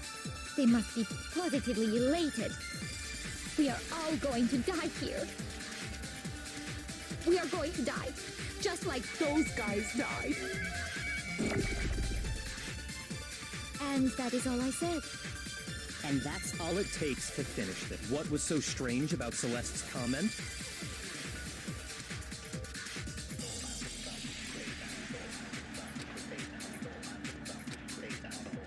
All I said was, they must really be enjoying this. Enjoying the sight of us standing around, frightened and confused. They must be positively elated. We are all going to die here. We are going to die, just like those guys died. And that is all I said. And that's all it takes To finish this, what was so strange about Celeste's comment?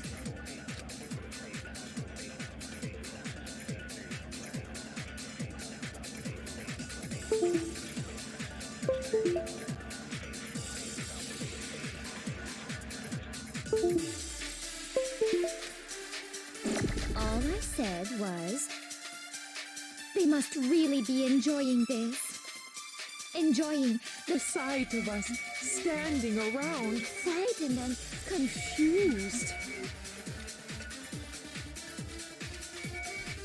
They must be positively elated. We are all going to die here. We are going to die, just like those guys died. And that is all I said. And that's all it takes to finish this. It's obvious, isn't it? What was so strange about Celeste's comment?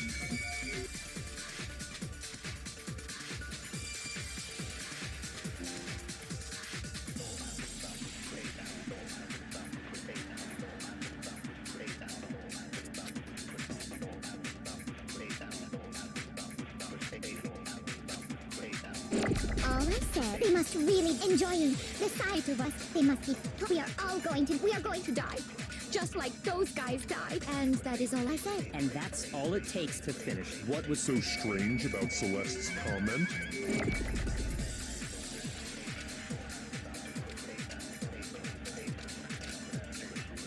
all I said, they must really enjoying the sight of us. They must be. We are all going to die here. We are going to die, just like those guys died. No, that's wrong.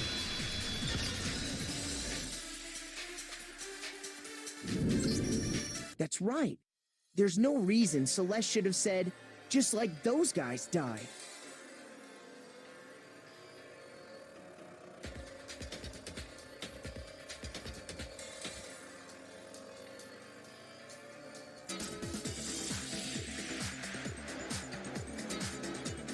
When she said that, none of us had told her Taka was dead.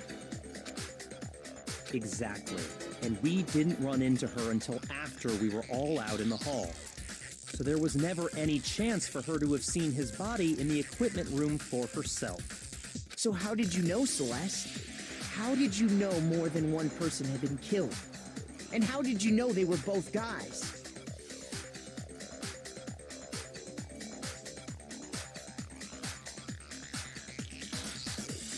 Because Kyoko had also disappeared, right? So she could have been dead too.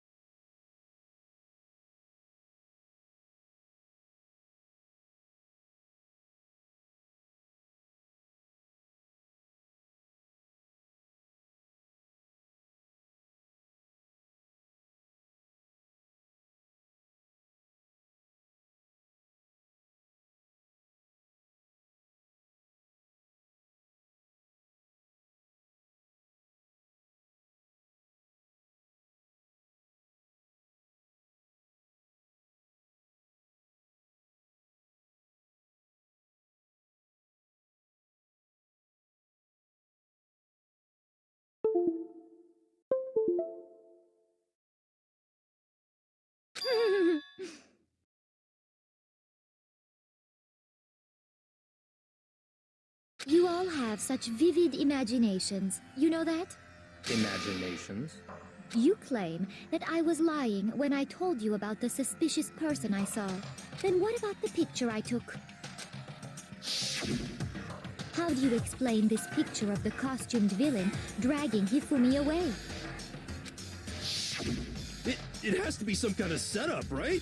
So let's put the suit on. And then she used the camera's timer to set up the picture. Have you so quickly forgotten? You are the only one who could have possibly fit into that suit. Plus, I happen to know that this particular camera does not have a timer.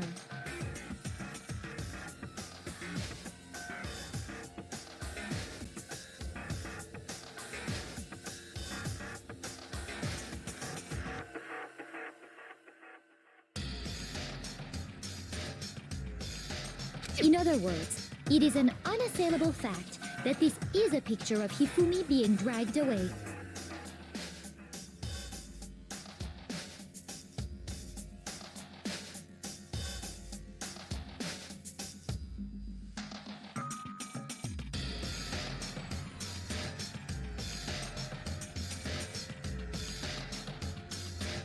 If everything I told you was a lie, how can this picture exist?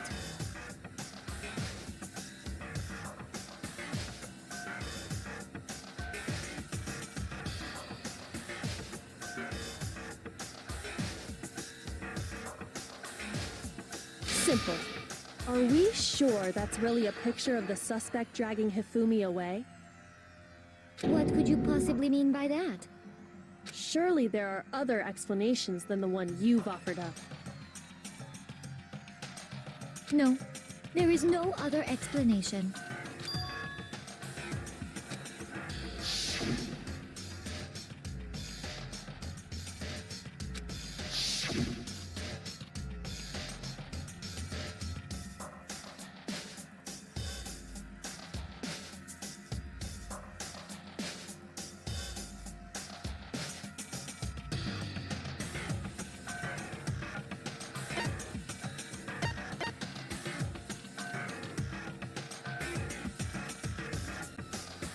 I got it!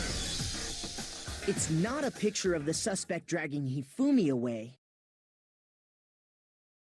I would say it's a picture of Hifumi dragging the suspect away.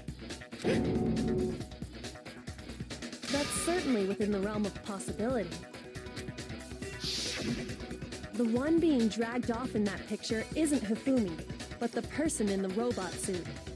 We've simply been led to believe that it's the other way around. And the strange costume might only exist to lead us astray even farther. If you saw someone wearing something like that in this situation, of course you'd notice and be suspicious. That's what happened! You put me to sleep and made me out to be the bad guy in all this! Such a thing is utterly impossible. Hifumi was dragging him away? Ridiculous. Is it? I don't think it's ridiculous at all. Then shut your mouth and allow me to educate you.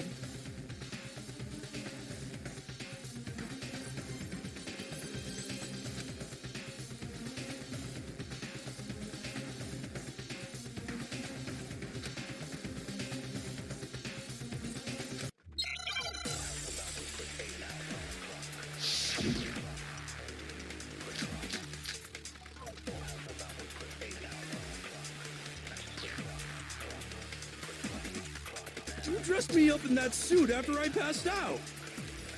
Then you just draped me across Hifumi and had him carry my weight. You tried to make me look like the bad guy. Like I said, ridiculous. As you can see in the picture, the suspect is standing perfectly upright. If the person inside the suit was unconscious, there's no way they could stand up straight like that. No, that's wrong.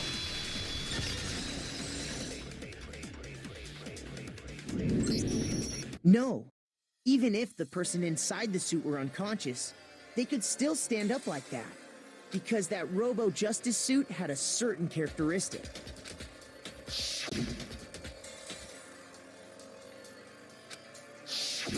That's right!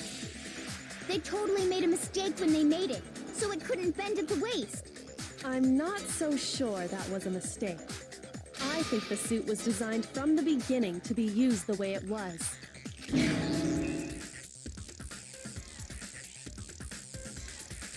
Celeste and Hifumi took the suit they'd specially designed and stuffed Hiro into it. That's how they were able to fake that whole thing. The point of it all was to make us believe whoever was in the suit was to blame.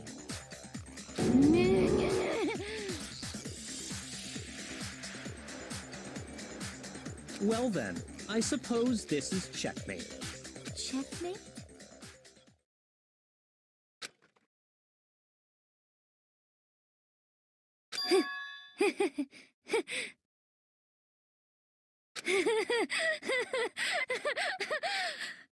Don't make me laugh, you idiot! What do you mean, checkmate?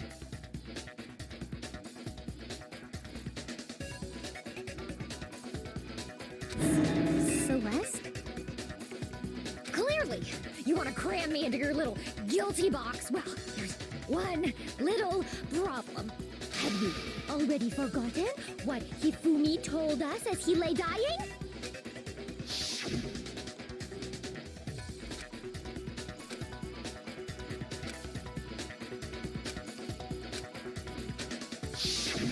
When we asked him who had attacked him, his answer was quite clear, was it not? He said, and I quote, Yasuhiro. In other words, Yasuhiro Hagakure! Wait, but my name isn't really Yasuhiro. It's actually Taro.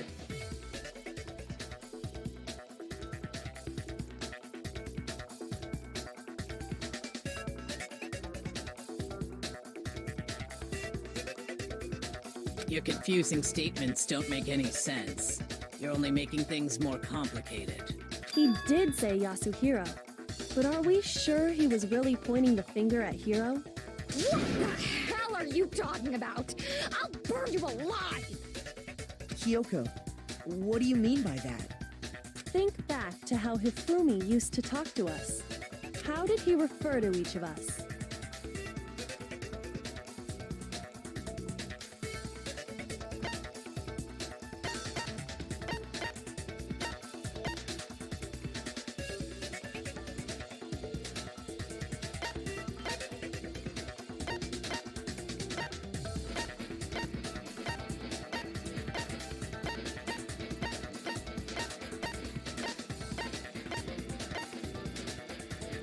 I got it! That's right! Our last names! He called us all by our last names! Exactly. I know I heard him say Mr. Naegi more than once, for example. So if Hifumi did mean to say Hiro's name, he would have said his last name. I'm sure it was just incidental. By chance, his first name. Indecent? Don't talk. Random chance. Now isn't that a convenient explanation? No. There's no reason to think he would have said the name any different than normal, but he must have run out of energy before he could say any more. So Hifumi was trying to tell us the last name of whoever killed him? But the name he said doesn't apply to anyone here. Well, no. Hold on. There's one person it could apply to. And that's Celeste.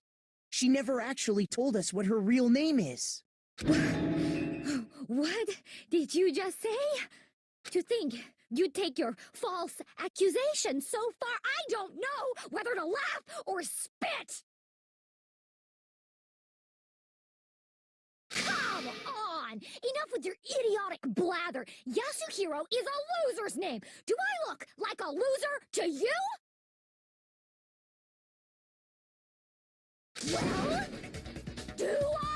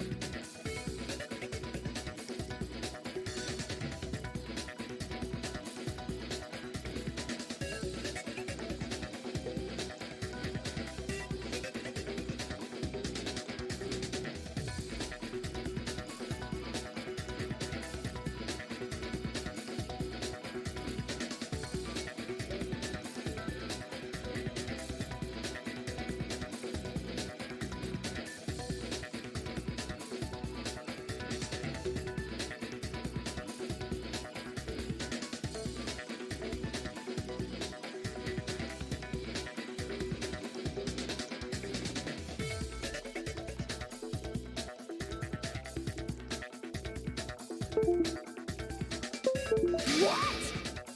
I think I've earned the right to be a little on edge. Okay, then fill us in. What's your real name? Make sure your ear holes are wide open and listen up!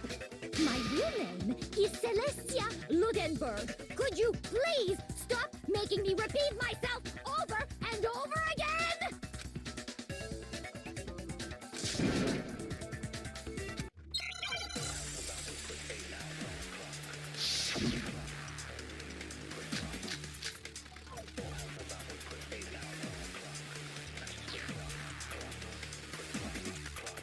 Ifumi was trying to tell us something.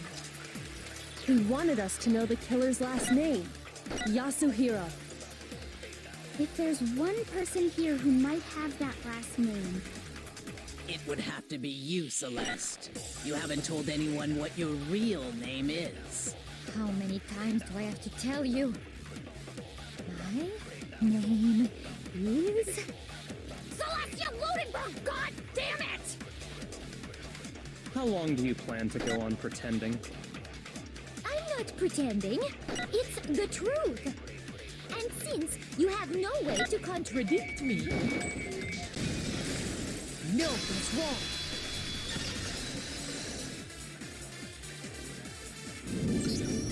That's it. The handbook. What? Anytime you turn your handbook on, it shows the owner's name when it boots up, right? Monokuma told us all about it before.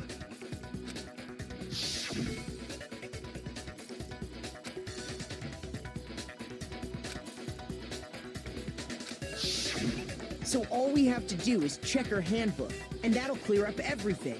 That's how we can find out Celeste's real name.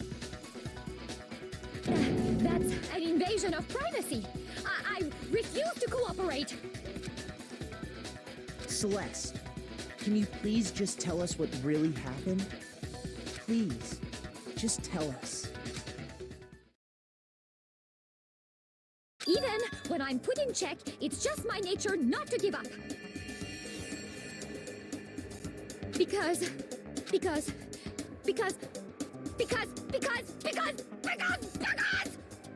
until the game's over, you never know what might happen.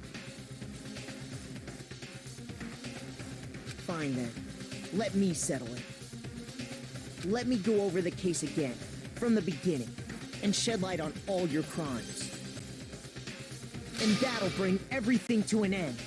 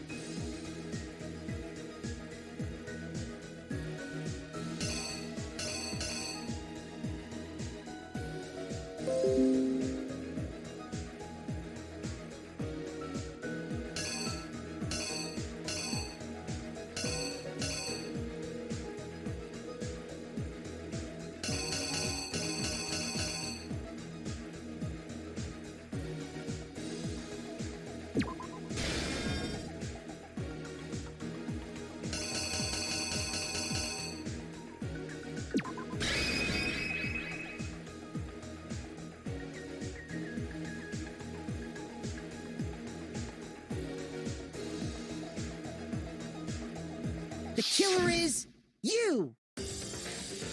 Before anything, the killer persuaded someone to help carry out the murder. And that person was... Hifumi. With an accomplice, the killer was able to execute a number of otherwise impossible schemes.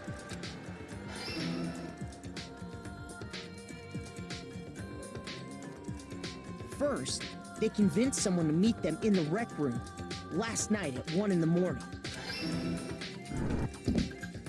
That someone they met with was Hiro.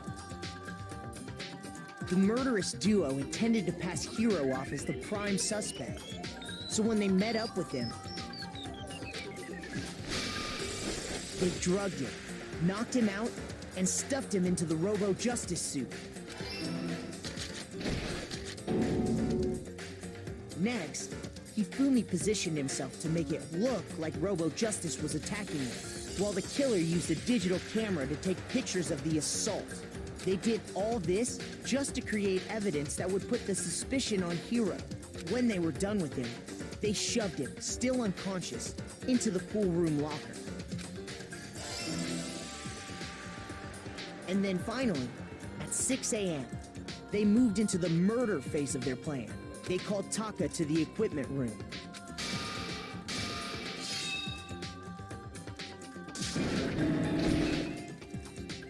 And that's where Hifumi killed him, making it the scene of the first murder. The murder weapon was Justice Hammer 4, which was left there in the equipment room. The reason Hammer number 4 was used was to create confusion about the order of the crimes. So, next they falsified 2 more assault incidents. For these attacks, the killers pretended to be the victims, to solidify Robo-Justice as the suspect. The first fake incident was the attack in the rec room. There, the killers wanted us to see Justice Hammer 1, and the Robo-Justice pictures they'd taken. They wanted to make sure we bought the surprise attack story. The second fake incident was the attack in the library. This time, they planted Justice Hammer 2, and an injured Hifumi, to sell us that story. With these 2 incidents, the killers were able to create a certain preconception in our minds that the suspect was increasing the size of the hammers and attacking people in order as they did. We fell right into their trap and started looking for the suspect based on that. But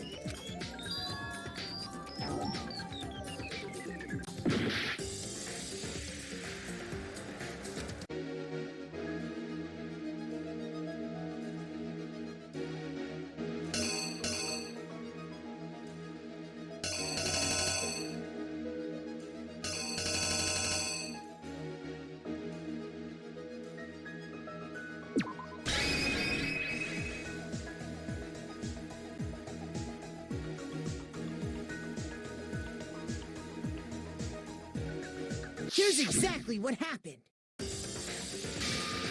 So, next for these attacks, the killers pretended to be the victims, to solidify Robo-Justice as the suspect. The first fake incident was the attack in the rec room. There, the killers wanted us to see Justice Hammer 1, and the Robo-Justice pictures they'd taken. They wanted to make sure we bought the surprise attack story. The second fake incident was the attack in the library. This time, they planted Justice Hammer 2, and an injured Hifumi, to sell us that story. With these 2 incidents, the killers were able to create a certain preconception in our minds that the suspect was increasing the size of the hammers and attacking people in order as they did. We fell right into their trap and started looking for the suspect based on that. But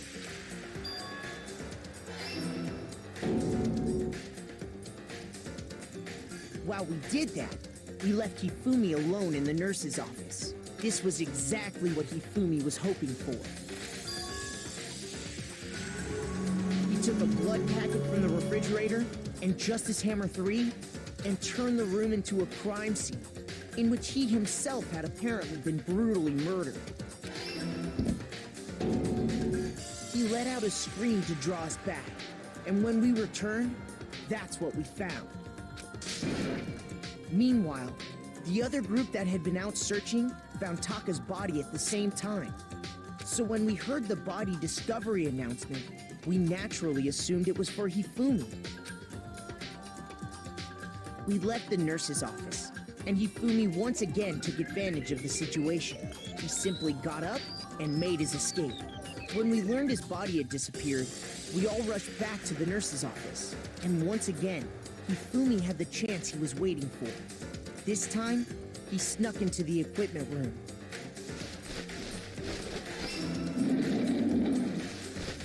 He wrapped Taka's body in a tarp and used the dolly to move it all the way down to the repository. That explains how each of the bodies disappeared. But even Hifumi didn't know what the true killer had in mind for their final act.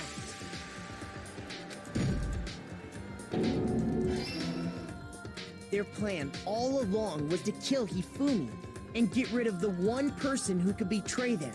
And they did it using an ordinary, everyday hammer from the repository. That should cover everything that happened in this case. And the villain behind it all is...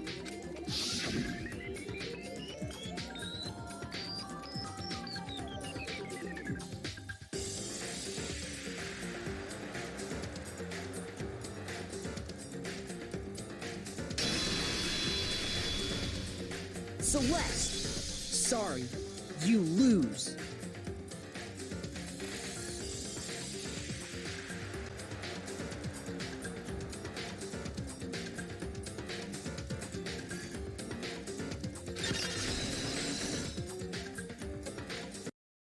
I lost?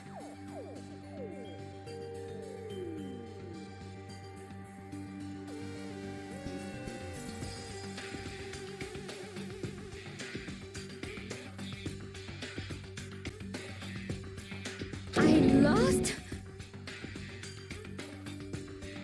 When was the last time I was forced to utter such words?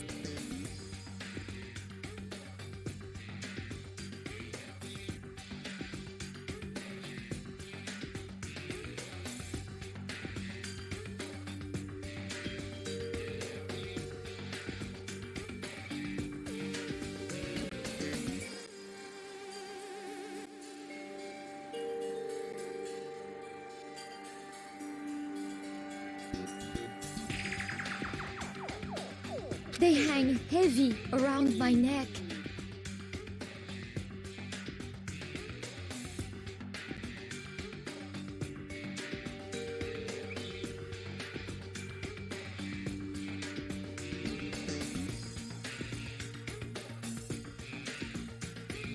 Then you admit it?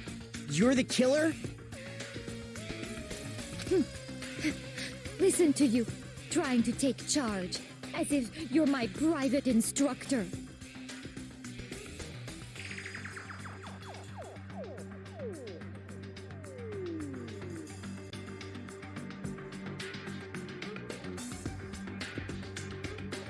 I, Celestia Ludenberg. Actually, no.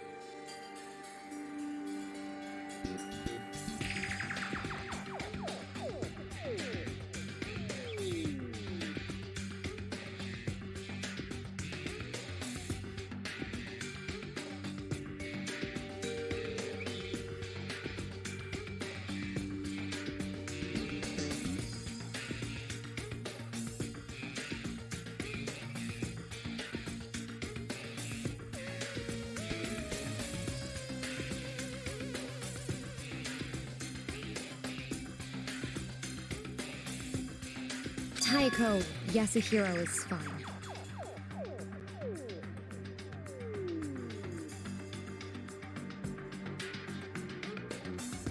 Keiko? So, you finally accepted it. I'm the kind of person, once I've lost, I don't like things to drag on.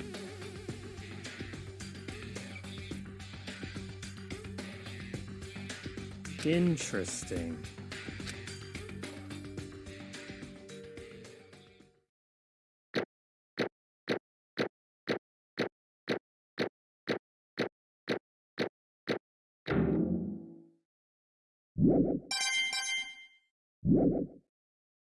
Okay, Monokuma.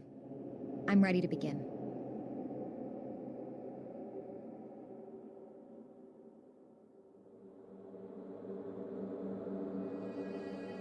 Or, no.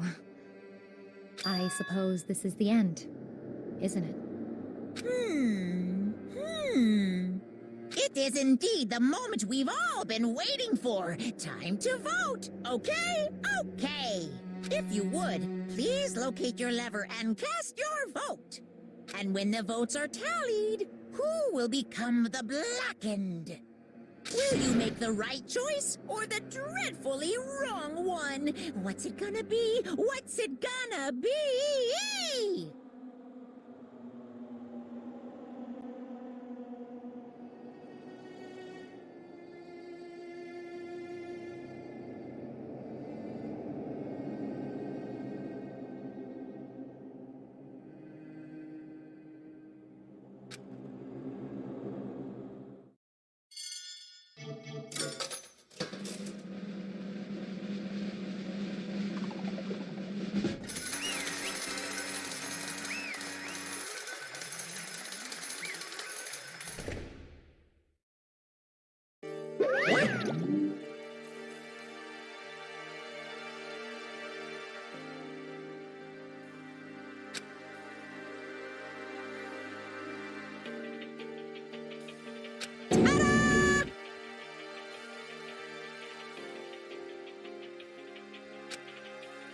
Honestly.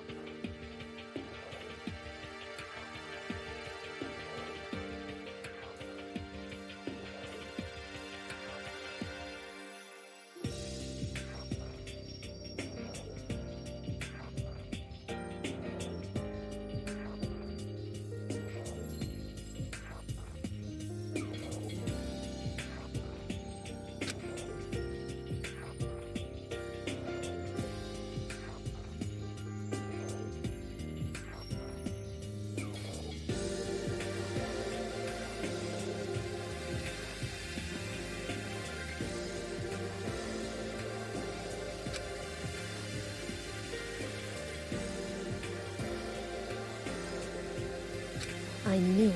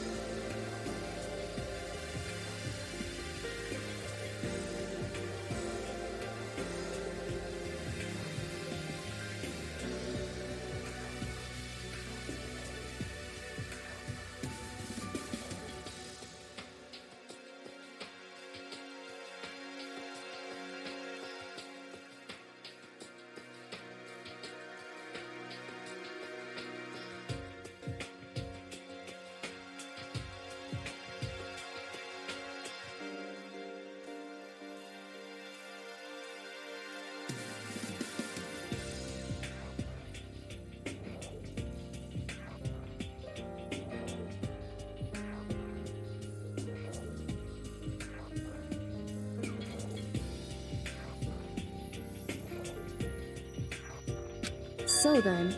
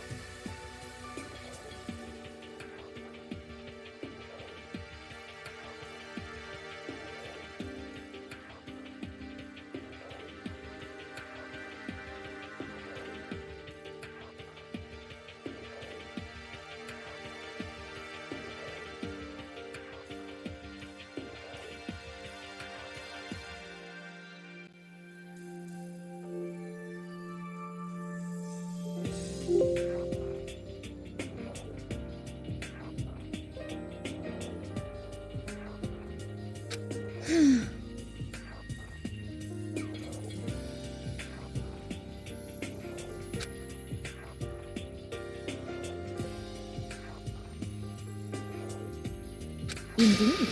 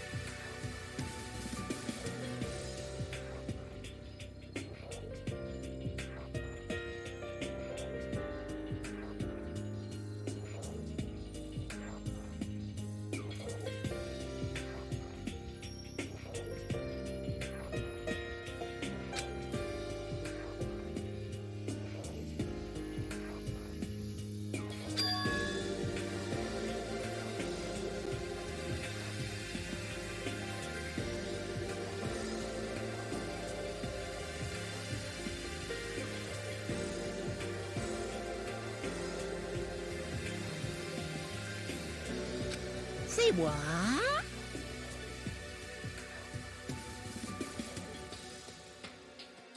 Just a second.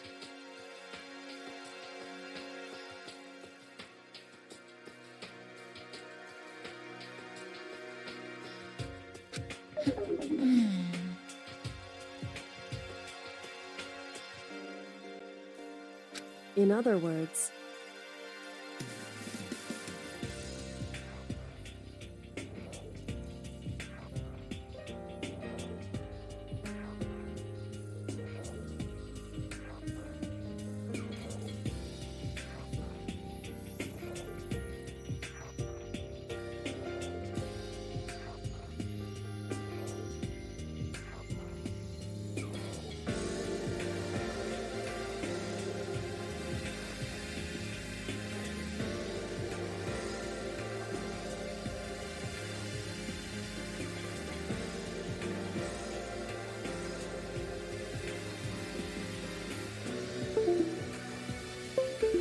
Indeed.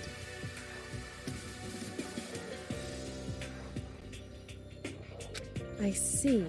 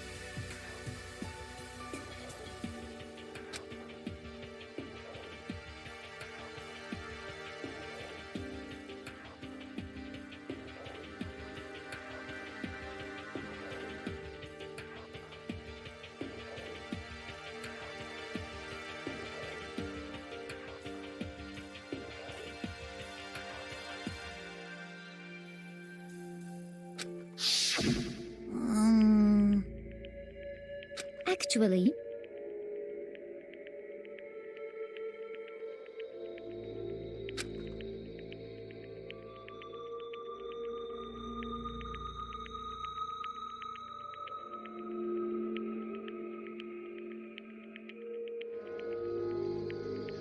What? are you okay with this?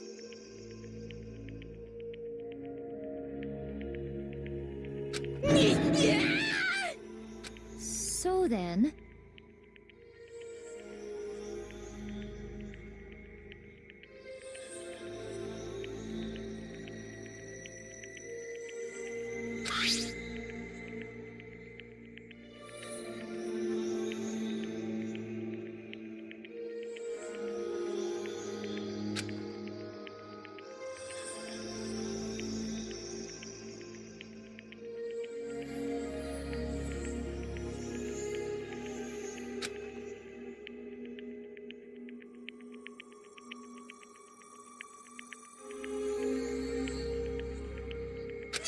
Damnation!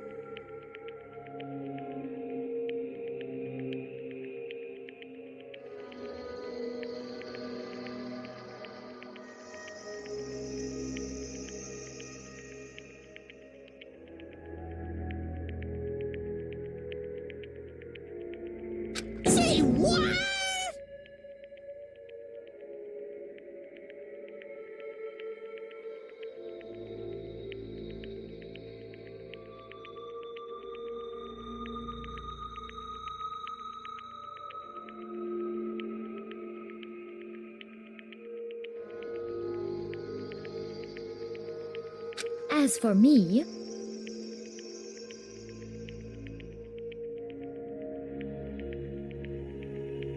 Oh, as for me,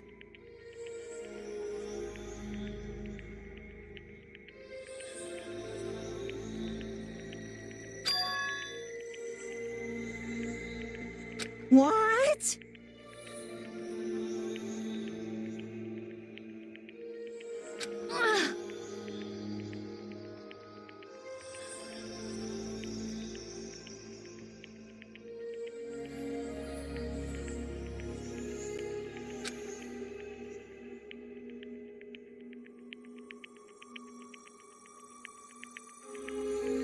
Damnation!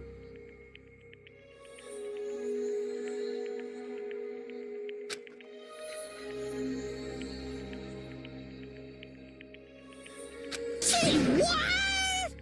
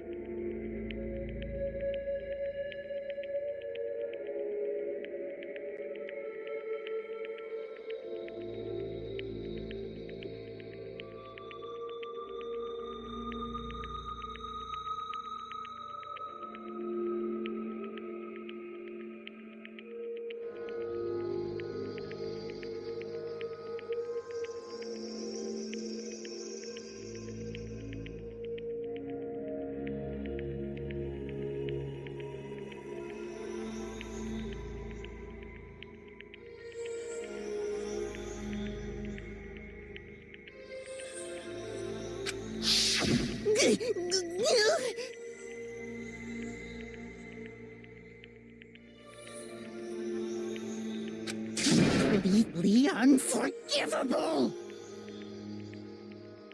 most unfortunate.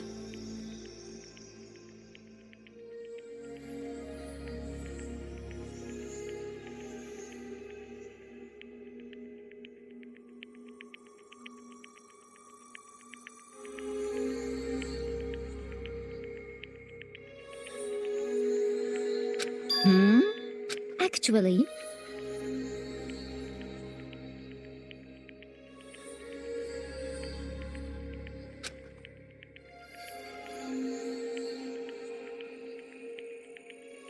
What?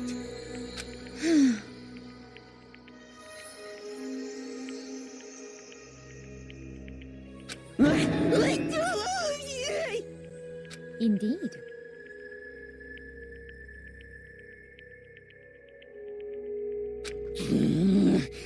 This is unforgivable! Completely unforgivable! Honestly.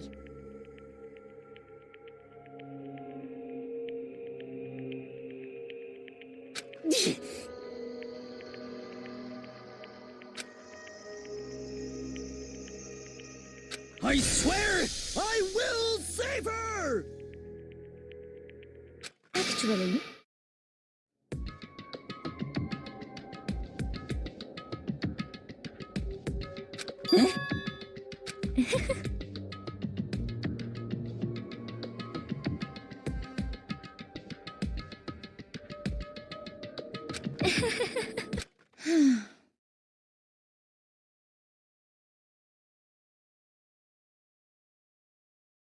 Hmm?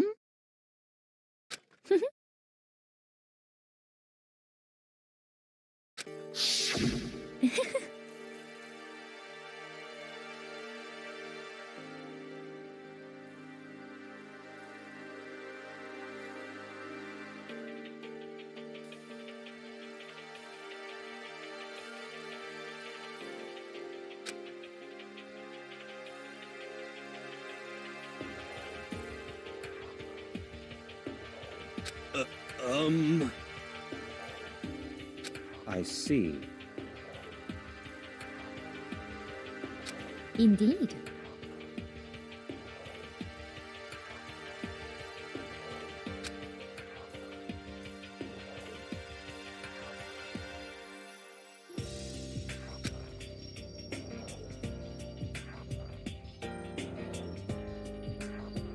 But...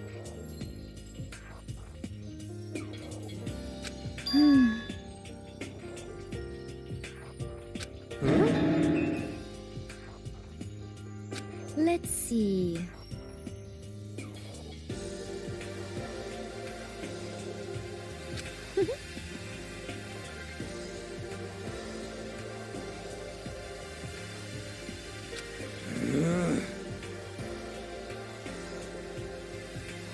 Well,